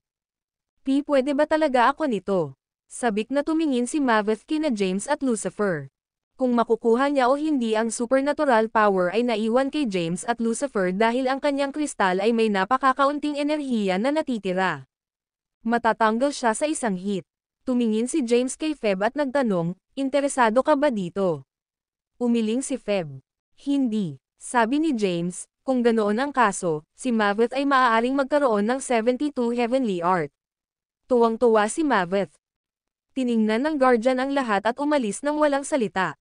Ilang sandali pa, isang puting liwanag ang lumitaw sa arena, novel drama. Mabilis na sumugod si Maveth patungo sa puting ilaw para kunin ang kayamanan nito. Tahimik lang itong pinanood ni James. Lahat ng supernatural powers na lumitaw sa ngayon ay hindi pangkaraniwan, at natukso rin siyang makuha ang mga ito. Gayunpaman, ang pangunahing layunin niya ay makuha ang 3,000 cultivation arts. Matapos makuha ni Maveth ang supernatural power, casual na iwinagayway ni Lucifer ang kanyang kamay. Isang malakas na puwersa ang lumabas mula sa kanyang palad at tumama kay Maveth. Ang kanyang pag-atake ay ganap na naubos ang kristal ni Maveth at inalis siya sa arena. Matapos maalis si Maveth, muling nagbago ang arena, at ipinadala sila sa susunod na antas. Nang lumitaw sila sa susunod na arena, muling dumating ang tagapangalaga upang batiin sila. Nakangiting sabi niya, ang bilis naman yan. Well, mabuti iyon dahil nakakatipid ito ng maraming oras. Paputol din ako at sasabihin ko sa iyo ang tungkol sa supernatural power ng level na ito. Sa sandaling iyon, 4 na lang ang natitira, sina James, Feb, Lucifer, at Brielle, na nasa loob ng Celestial Abode. Ang video na ito ay edited by Urban Storytelling. Kabanata 2862. Ang natitirang mga contenders ay teleported sa susunod na antas ng arena. Ayon sa kanilang kasunduan, ang Feb ay dapat na maalis sa antas na ito. Pagkatapos, lalabanan ni James si Lucifer sa sumusunod na arena. Kung manalo siya, asenso siya sa huling antas. Sa lahat ng oras na ito, si Lucifer ay lihim na gumagawa ng isang pakana laban kay James. Pagkatapos ng level na ito, iilan na lang ang natitira. Kung matalo niya si James, kung gayon ang kapalaran sa ika-32 na yugto at ang pakay sa huling yugto ay maaari niya. Ang Guardian ay lumitaw sa arena at ngumiti sa mga natitirang tao. Tinanong ni Lucifer, ano ang nasa antas na ito, Mr. Tagapangalaga? Sumagot ang tagapangalaga, ang supernatural na kapangyarihan sa antas na ito ay tinatawag na 6 Paths of Reincarnation. 600 ng reinkarnasyon. Si James, Lucifer, at Feb ay nag-react sa gulat. Tumango ang tagapangalaga at sinabing, noong sinaunang edad ng hukuman sa langit, isang makapangyarihang tao ang umabot sa napakataas na ranggo ng paglilinang. Minsan siyang pumasok sa Land of Infinity at nakakuha ng ilang malalim na kaalaman. Pagkatapos niyang lisanin ang lugar, gumugol siya ng mahabang panahon sa paglikha ng 600 ng reinkarnasyon. Tumingin si James kay Feb at sinabing, the 6 Paths of Reincarnation is yours. Tumango si Feb at sinabing, okay. Pagkatapos ng panandalian, ipinakilala ang supernatural power, na wala sa paningin ang tagapangalaga. Kaagad pagkatapos, lumitaw ang isang itim na liwanag. Dahan-daang lumapit si Feb at inangkin ito para sa sarili. Lumapit si Lucifer at sinabing, kailangang alisin ang Gorger sa antas na ito. Huwag mong pigilan ang mga atake ko. Pumayag si Feb. Agad na inilunsad ni Lucifer ang isang malakas na pag-atake sa kanya. Gumugol ng lakas ang kristal ni Feb. Mabilis itong lumabas, at sa gayo'y naalis siya sa arena. Sa elimination ni Feb, nagbago ang paligid. Pagdating nila sa bagong arena, nagtanong si James, ayon sa mga patakarang napagkasunduan natin, anuman ang supernatural power na makikita rito, automatiko itong magiging akin. Tama ba ako? Tumango si Lucifer at sinabing, oo, sa iyo ito. Pagkatapos mong makuha ang kayamanan sa antas na ito, magkakaroon tayo ng tamang laban sa isa't isa. Ang sinumang manalo ay magpapatuloy upang sakupin ang Diyos. Tumingin si James kay Lucifer. Tila tiwala si Lucifer na kaya niyang talunin si James sa kanyang plano. Ngumiti si James at sinabing, mukhang sigurado ka sa iyong tagumpay. Sigurado ka bang matatalo mo ako? Tahimik na ibinalik ni Lucifer ang kanyang ngiti, novel drama. Hindi nagtagal, lumitaw ang tagapangalaga. Lumitaw siya sa gitna ng arena at tumingin sa huling dalawang kalahok. Diretsahang tanong ni James, what's on this level, Mr. Tagapangalaga? Sumagot ang tagapangalaga, ang supernatural na kapangyarihan sa antas na ito ay ang lihim ng langit at lupa. Sikreto ng langit at lupa. Natigilan si James. Sumagot ang tagapangalaga, oo. Ang demonic art at heavenly art ay ipinasa mula sa primeval age. Gayunpaman, maswerte ang isang powerhouse na natutunan silang dalawa. Pinagsama niya ang dalawa at lumikha ng bagong supernatural power na tinatawag na Secret of Heaven and Earth. Ha, bamantong hininga ang Guardian. Anong problema? May problema ba? Tanong ni Lucifer. Sumagot ang tagapangalaga, bagaman ang lihim ng langit at lupa ay naipasa na sa mga panahon, walang sinuman sa sinaunang Heavenly Court Age ang nakagawa nito. Ang mga kinakailangan upang matutunan ito ay komplikado dahil kinakailangan ang isa na magkaroon ng dalawang magkaibang uri ng kapangyarihan. Karamihan sa mga cultivator ay gumagamit lamang ng isang uri ng kapangyarihan, at bihira din para sa mga tao na magkaroon ng parehong heavenly at demonic energy. Sa makatuwid, walang sino man ang may kakayahang matagumpay na magamit ito. Nang marinig ito, kumunat ang noo ni James. May bigla siyang naalala, enerhiya ng langit at demonic. Bakit parang pamilyar ang mga ito? Maaaring ang powerhouse na lumikha ng Secret of Heaven and Earth ay ang Ancestral Needle Master. Siya ba ang lumikha ng Heavenly Art at Demonic Art at nagpasa ng Crucifer at Exalter? Bagamat magulo ang isip ni James sa kanyang mga hinala, hindi niya masabi ng sigurado.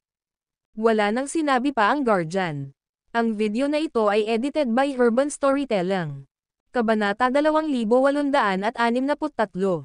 Ang tagapangalaga pagkatapos ay nawala. Kaagad pagkatapos, isang pagsabog ng makulay na liwanag ang lumitaw. Mabilis na naglakad si James at hinawakan ang kayamanan sa kanyang kamay. Ito ay isang piraso ng jade. Tiningnan niya ang piraso ng jade at nakita niya ang ilang mahiwagang salita na nakaukit dito. Ang mga hindi pamilyar na karakter ay gumalaw na parang buhay at patuloy na dumadaloy sa jade. Hindi mabasa ni James ang mga salita. Hindi siya nag-abala na subukang unawain ang mga ito at inilagay ang piraso ng jade sa celestial abode.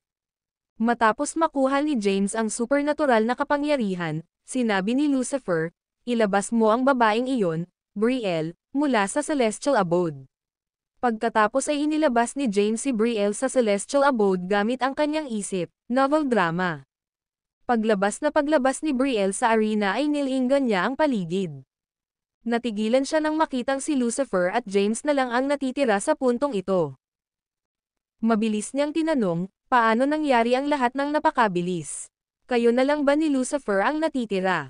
Bahagyang ngumiti si James at ipinaliwanag ang lahat ng nangyari. Agad na naunawaan ni Brielle ang sitwasyon.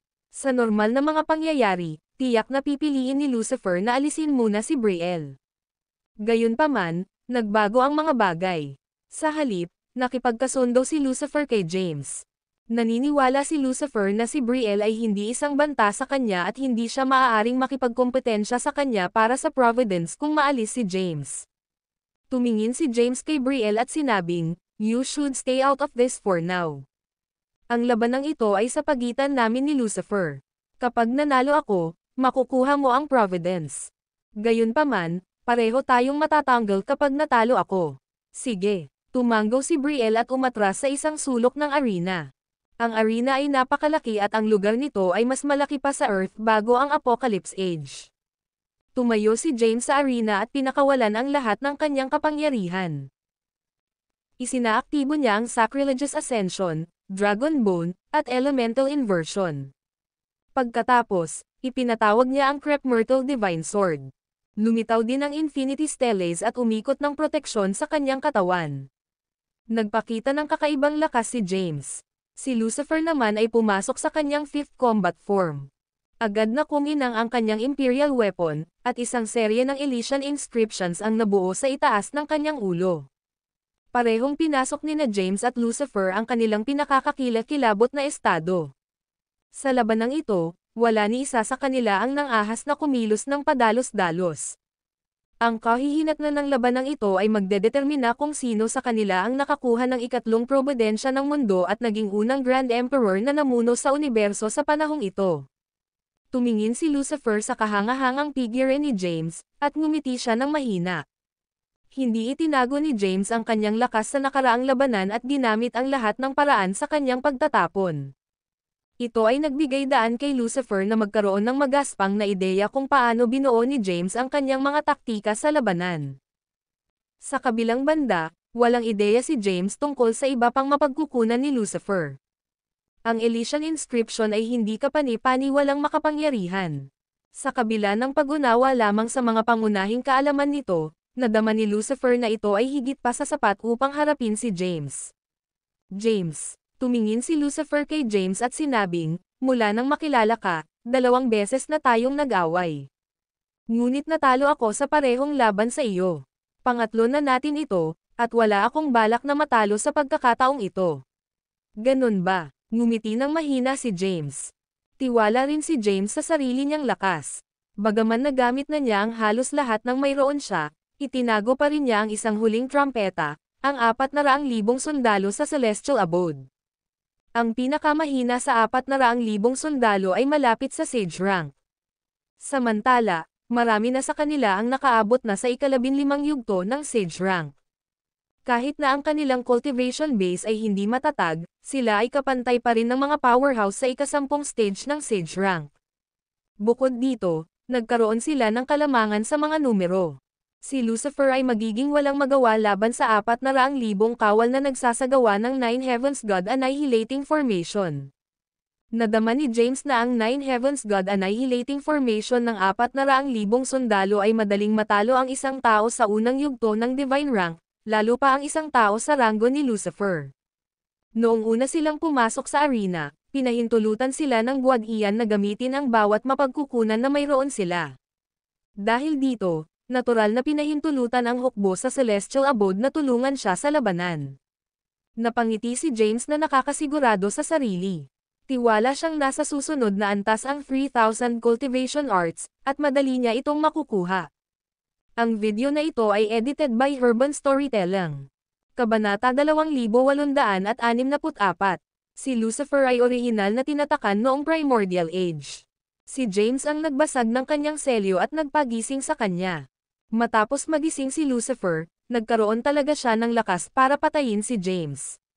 Gayunpaman, naramdaman niya ang aura ng kanyang ama sa katawan ni James at alam niyang nakuha ni James ang natal lotus ng kanyang ama. Dahil dito, pinili niyang huwag tanggalin si James. Sa mga sumunod na taon, 2 beses niyang nilabanan si James. Gayunpaman, natalo siya sa parehong mga laban. Ito ang kanilang ikatlong laban. Tiwala si Lucifer sa kanyang tagumpay sa pagkakataong ito. Bagamat si James ay naging mas makapangyarihan at ngayon ay may kakayahan na upang madaig ang iba pang mga kababalaghan na may katulad na edad, si Lucifer ay lubos na nagtitiwala sa kanyang kakayahan na talunin si James. Ayon sa orihinal na petsa ng kapanganakan ni Lucifer, siya ay dapat na nadiskwalipika mula sa pag-agaw ng Providence. Gayunpaman, siya ay nabuklod bago umabot sa kanyang 20s. Habang siya ay natatakan, ang kanyang pagtanda ay natigil. Kaya, siya ay nanatiling medyo bata at karapat-dapat pa ring sakupin ang Providence. James, pumasok si Lucifer sa kanyang 5th combat form, at ang kanyang enerhiya ay tumaas ng husto. Ang Imperial weapon sa kanyang kamay ay kumikinang ng maliwanag, at ito ay naglabas ng mapang-ipang aura, novel drama. This time, magkaroon tayo ng magandang laban. Gusto kong makita kung alin ang mas maganda sa pagitan ng iyong pagiging espada at sa aking Elysian inscription.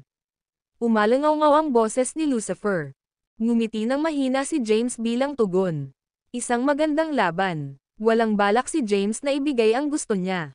Hanggang ngayon, ginagamit niya ang bawat mapagkukunan na mayroon siya at mayroon pa ring isang alas sa kanyang manggas. Bagamat ang 400,000 sundalo ay naapektuhan ng sumpa, sila ay medyo malakas pa rin at maaaring pansamantalang sugpuin ang mga epekto nito. Sa sandaling iyon, hinihinto ni James ang lahat. Nakipag-ugnayan si James kay Nova ng telepathically sa Celestial Abode at ipinaalam sa kanya ang tungkol sa gustong gamitin ng 400,000 sundalo. Pagkatapos, mabilis na pumunta si Nova upang tipunin ang mga sundalo. Ang 400,000 sundalo ay nagtipon sa likod ng lungsod sa loob ng Celestial Abode. Tumayo si Nova sa kanilang harapan at casual na ikan-away ang kanyang kamay. Isang malakas na puwersa ang lumabas sa kanyang palad at pinalibutan ang mga kawal. Sa susunod na sandali, ang 400,000 kawal ay ini-teleport palabas ng Celestial Abode. Isang malaking grupo ng mga tao ang agad na lumitaw sa arena. Nang makita ang legion ng mga sundalo, nagbago ang ekspresyon ni Lucifer. James, ikaw. Napatingin siya kay James nang hindi makapaniwala.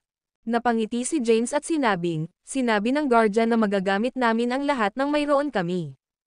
Hindi mo ba alam na mayroon akong Celestial Abode na naglalaman ng isang hukbo ng 400,000 sundalo sa loob nito? Umalangaw-ngaw sa hangin ang malinaw na boses ni James. Lalong naging malungkot ang ekspresyon ni Lucifer. Hinawakan niya ang Imperial weapon, at ang Elysian inscription sa itaas ng kanyang ulo ay lalong lumiwanag. Sumigaw si James, mga lalaki, sa iyong mga posisyon. Kaagad pagkatapos, ang hukbo ng 400,000 sundalo ay mabilis na kumalat at nabuo ang Nine Heavens God Annihilating Formation. Ang Nine Heavens God Annihilating Formation ay nangangailangan ng 4 na pinuno upang ilabas ang buong lakas nito. Gayunpaman, si James ang tanging pinuno na naruroon sa sandaling iyon.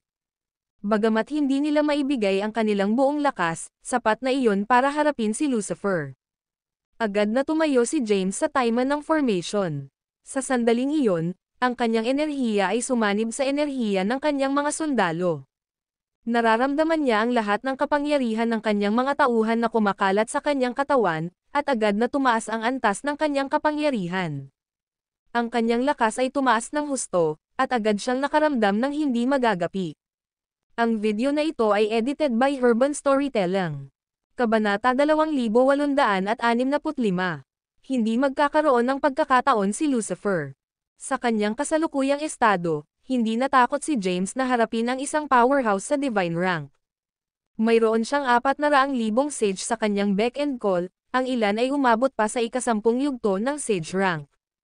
Sa lakas ng napakaraming powerhouse na nagpapalaki ng sarili niya, kahit na ang isang divine rank powerhouse ay mahihirapang lumaban. Tumayo si Lucifer sa arena, at tumingin siya sa malayo.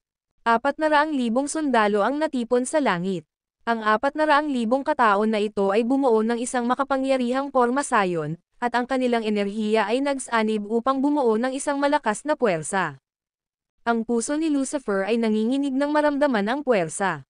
Napagtanto niyang nagkamali siya ng kalkula. Alam niya na ang layunin ni James sa simula ay upang makuha ang probidensya. Ang lalaking iyon ay may 400,000 kawal na nakahanda sa celestial abode. Sino kaya ang makakalaban niya? Wow, James, napakahusay mong itinago ang katotohanan ito. Dapat ay inaasahan ko na ito. Napalitan ng panghihinayang ang mukha ni Lucifer. Nakipag-away siya kay James at napigilan ng puwersa ng 400,000 sundalo noon. Dahil nasa linya ang Providence, natatakot ako na hindi tayo magkakaroon ng one-on-one fight sa pagkakataong ito, Lucifer. Gawin natin ito sa ibang pagkakataon, tawag ni James sa kanyang kalaban. Pagkatapos niyang magsalita ay agad na kumilos si James. Naglaho siya, muling lumitaw sa itaas ni Lucifer, at ibinaba ang Crep Myrtle Divine Sword pababa. Novel drama. Ang espada ay naglalaman ng kanyang sariling kapangyarihan at gayon din ng kanyang mga sundalo. Itinaas ni Lucifer ang kanyang espada upang pigilan ang pag-atake. Gayunpaman, masyadong malakas ang atake ni James. Ang Crep Myrtle Divine Sword ay bumagsak ng walang harang kay Lucifer. Hinimok niya ang Elysian Inscription na labanan ang pag-atake. Gayunpaman, ang kanyang karunungan sa Elysian Inscription ay limitado, at si James ay higit na nagtagumpay sa kanya. Hindi niya nakayanan ang atake ni James. Si James ay isang panig na sinupil si Lucifer. Dahil sa hindi mapigil ang kapangyarihan ni James, nawalan ng gana si Lucifer na lumaban. Mabilis na naubos ang enerhiya ng kanyang kristal. Nagalit si Lucifer sa kanyang sitwasyon. Noong una ay gusto niyang sakupin ang Providence para sa kanyang sarili kaya naman iminungkahi niyang sunod-sunod na alisin ang kanyang oposisyon. Kung alam niyang mangyayari ito, nasamsam na niya ang iba pang mga kayamanan sa mga nakaraang antas ng walang pag-aalinlangan. Hindi siya makapagreklamo tungkol sa kanyang mga kalagayan dahil dinala niya ito sa kanyang sarili. Ang enerhiya ng kristal ay mabilis na naubos. Nakatayo si Brielle sa malayong sulok ng arena sa gulat. Hindi inaasahan ng Tina magkakaroon ng malaking hukbo si James sa Celestial Abode. Hindi ko akalain na ganito kalakas ang pormasayon nila. Ngayon na si James ay may lakas ng kanyang hukbo na nagpapalaki ng kanyang sariling kapangyarihan, si Lucifer ay walang pagkakataon laban kay James. Sigurado na ni James ang Diyos. Ito ay halos nasa kanyang mga kamay.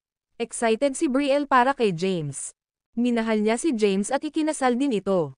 Dahil dito, itinuring niya ang sarili na asawa ni James. Pagkatapos makuha ni James ang Providence, maaari siyang maging isang Grand Emperor at ang pinakamakapangyarihang tao sa panahong ito. Kaya niyang makipaglaban sa mga nakatatandang henerasyon. Sumigaw si Lucifer, "Damn you, James." Habang umaatake, sinabi ni James, "Hindi ito maaaring makatulong, Lucifer. Huwag mong ipaglaban ito sa akin."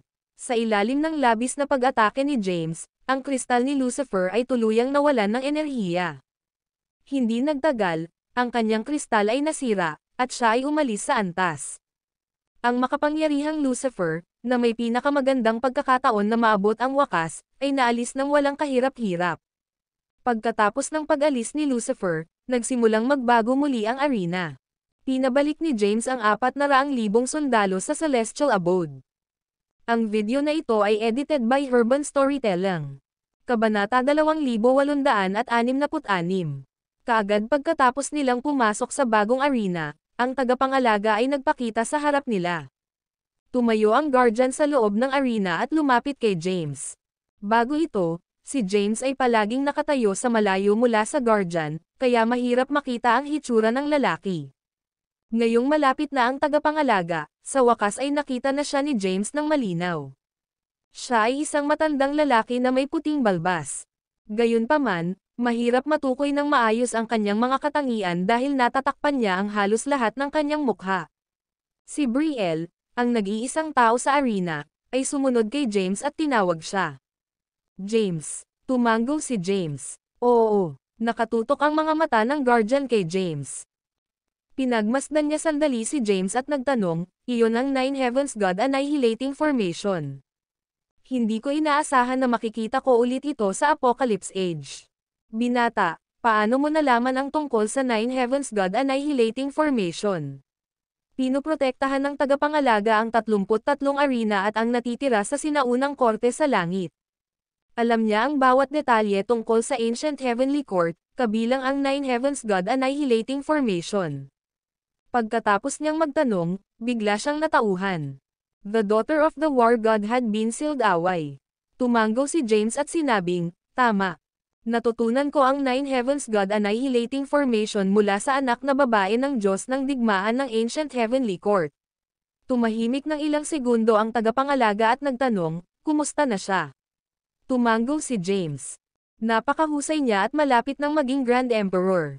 Good, good. Pagkaraan ng ilang sandali ng pag-ungol, hindi na pinindot ng guardian ang paksa.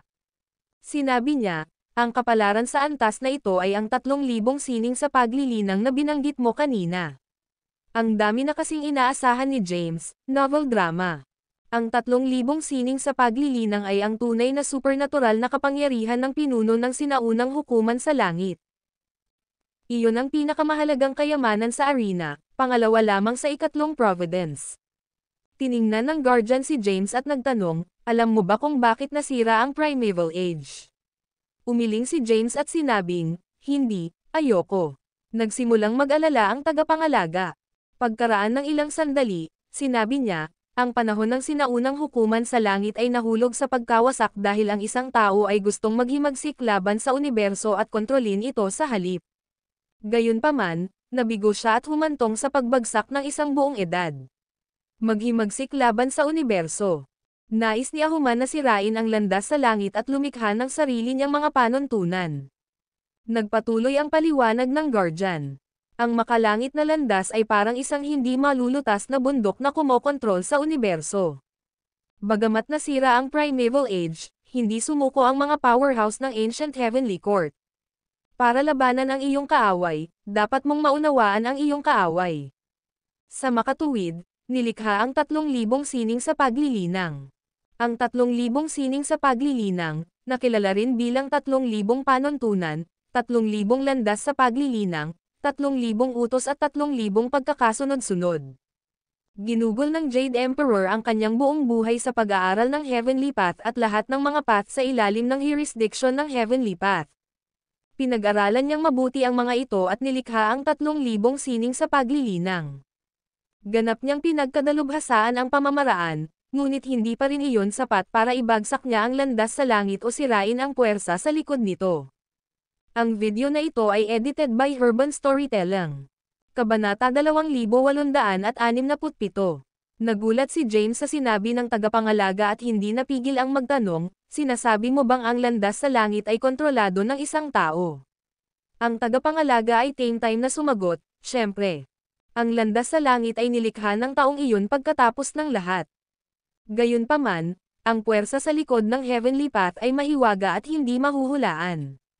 Bukod sa ilang powerhouses mula sa Primeval Age na alam ang pagkakakilanlan ng powerhouse na ito, walang ibang nakakaalam ng katotohanan.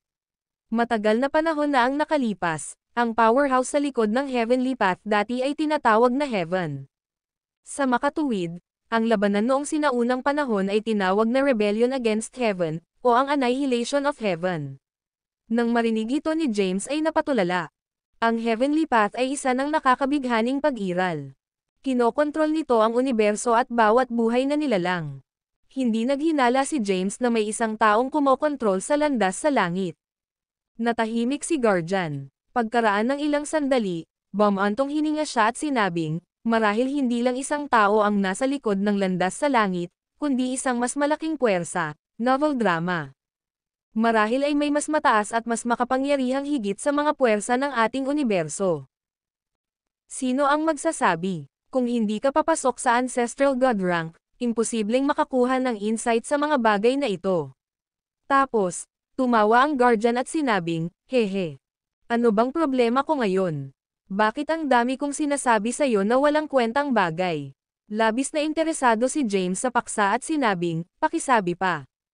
Interesado akong malaman ang higit pa tungkol sa mga nakaraang kaganapang ito. Umiling ang Guardian. Kasalukuyan kang mahina para maunawaan ang mga bagay na ito. Ang 3,000 sining sa paglilinang ay nasa antas na ito. Sige, kunin mo na. Tumigil sandali ang tagapangalaga. Pagkatapos pag-isipang mabuti, sinabi niya, ang 3,000 sining sa paglilinang ay isang paraan lamang upang maunawaan ang landas sa langit at ang mga kapangyarihan sa likod nito. Dahil ang Heavenly Path ay nilikha ng isang tao, ang 3,000 cultivation arts ay dapat nawala sa kanyang paningin. Upang sirain ang langit, kailangan mong lumikha ng isang bagay na higit sa kanya. Hindi mabilang na mga powerhouse ang gumugol ng kanilang buong buhay sa pagsisikap na lumikha ng isang supernatural na kapangyarihang nakahihigit sa landas sa langit. Sa ngayon, nilikha ng 5 ancestral gods ang elemental inversion. Si Eric Yagver ang bumuo ng pagsasanib ng yin at yang. Ang Ancestral Talisman Master ay nag-imbento ng curse magic. Gumawa ang Ancestral Sword Master ng pinakamataas na diskarte sa pakikipaglaban sa espada.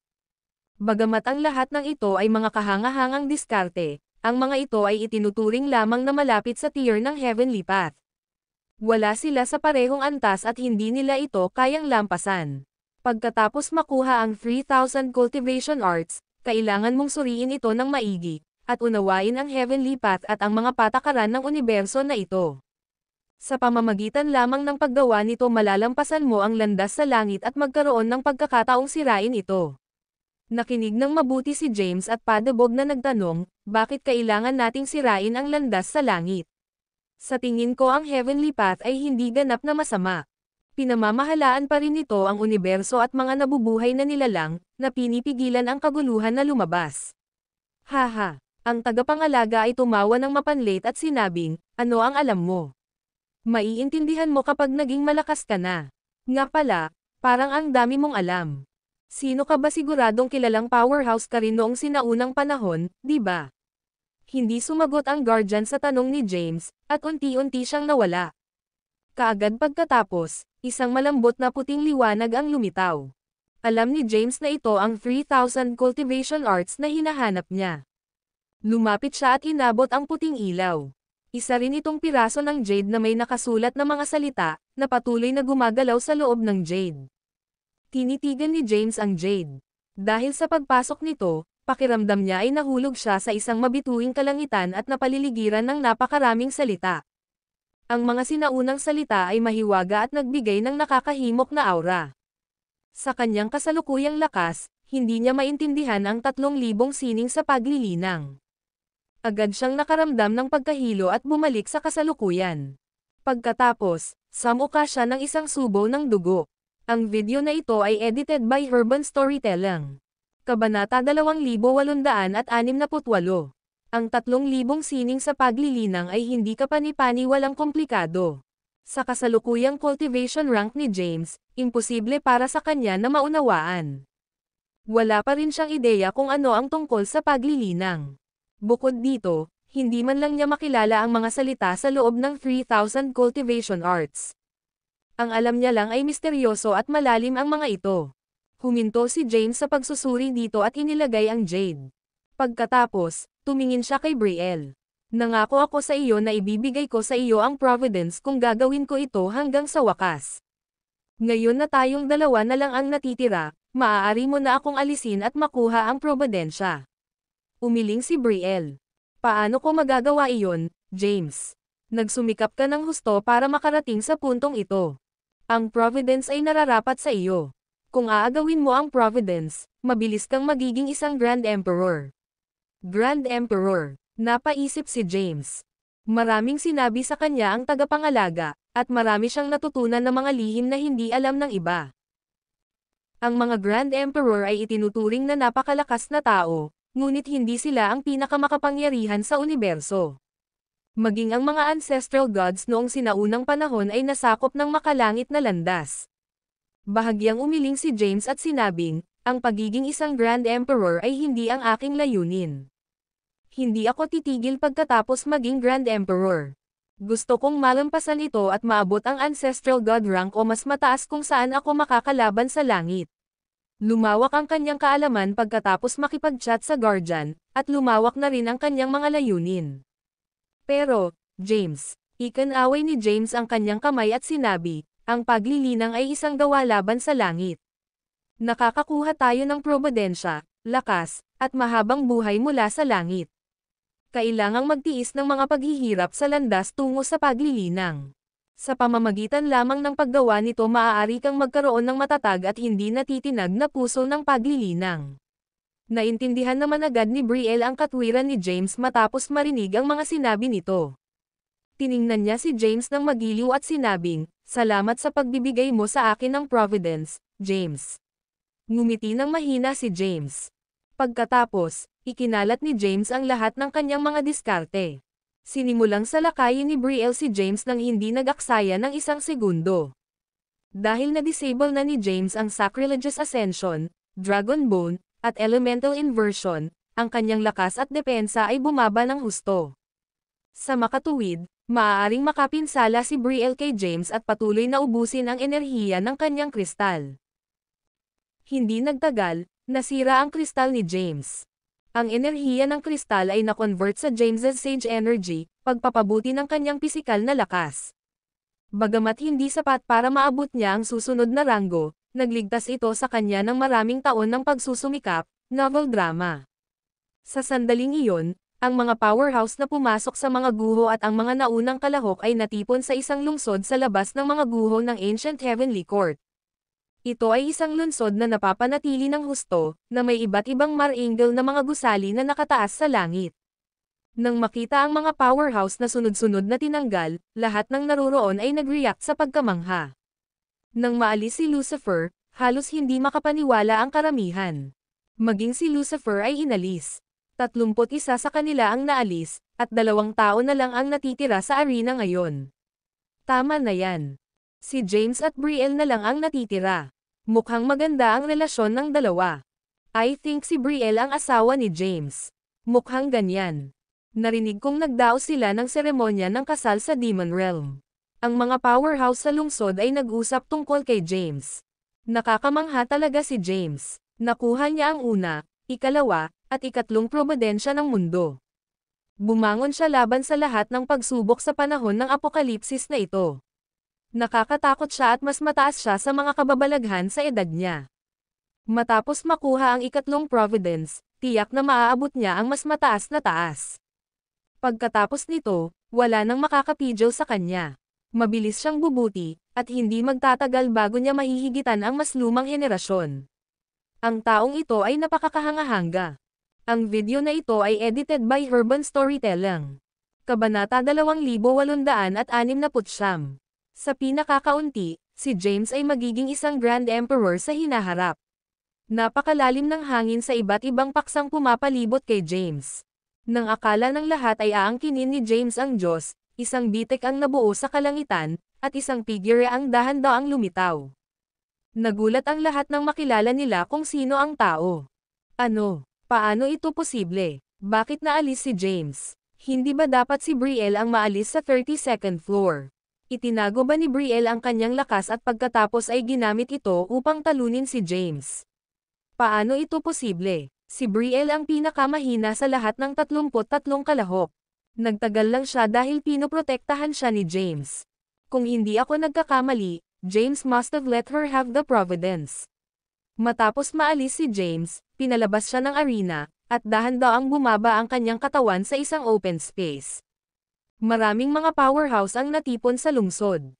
Halos lahat ng mga contenders na natanggal sa arena ay nanatili sa lungsod. Nang lumitaw si James, sumugod sina Feb at Chusai. Tumingin si Feb kay James at nagtanong, ibinigay mo ba talaga sa kanya ang Providence? Pagod na pagod si James sa mahabang pakikipaglaban. Nag-inat siya ng katawan at ngumiti. Kunin ko man o hindi ang Providence ay hindi mahalaga sa akin. Wala akong pagnanais na magkaroon ng isang hindi maayos na landas sa paglilinang. Ang paglilinang ay tungkol sa paglampas sa mga paghihirap at pagpapalakas. Hindi naman sumang-ayon si Feb sa sentimiento ni James. Ngumisi si Chusai. James, ang galing mo talaga. Ang Providence ay maaaring magbigay daan sa isang tao na walang kahirap-hirap na maging isang Grand Emperor, ngunit ibinigay mo ito ng napakadali. Nakangiting tugon ni James. Pagkatapos, naghintay siya kung saan sila nagtitipon. Pagkalipas ng 3 buwan, sa wakas ay lumitaw ang isang bitek sa kalangitan. Lahat ay nagtaas ng ulo at mataman itong tinitigan. Isang babae ang dahan-daang lumabas sa siwang. Mukhang nasa 20s na ang babae. Nakasuot siya ng purong puting damit, at ang kanyang mahabang itim na buhok ay nakasunod sa kanyang likuran. Sa sandaling lumitaw siya, napapalibutan siya ng banal na liwanag. Sa sandaling iyon, nagbigay siya ng hindi makalupa na pakiramdam. Ang ganda niya. Nakakaramdaman ako ng malakas na enerhiya mula sa kanya. It because nakuha niya ang Providence.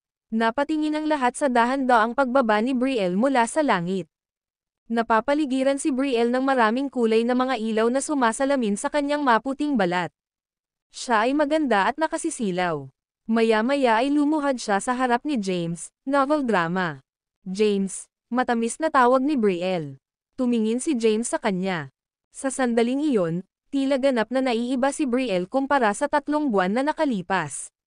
Si Brielle ay orihinal na isang napakagandang babae, ngunit ngayon, siya ay matikas at ethereal. Natakot ang iba na lumapit sa kanya. Bakit kumikinang ang katawan mo? Itigil mo na. Masyadong maliwanag. Humalaklak si James. Inilabas ni Brielle ang kanyang dila at mapaglarong sinabi, hindi ko alam kung paano. Ito ang nangyari sa katawan ko pagkatapos kong maging Grand Emperor. Sinabi ng tagapangalaga na ito ay titigil sa lalong madaling panahon.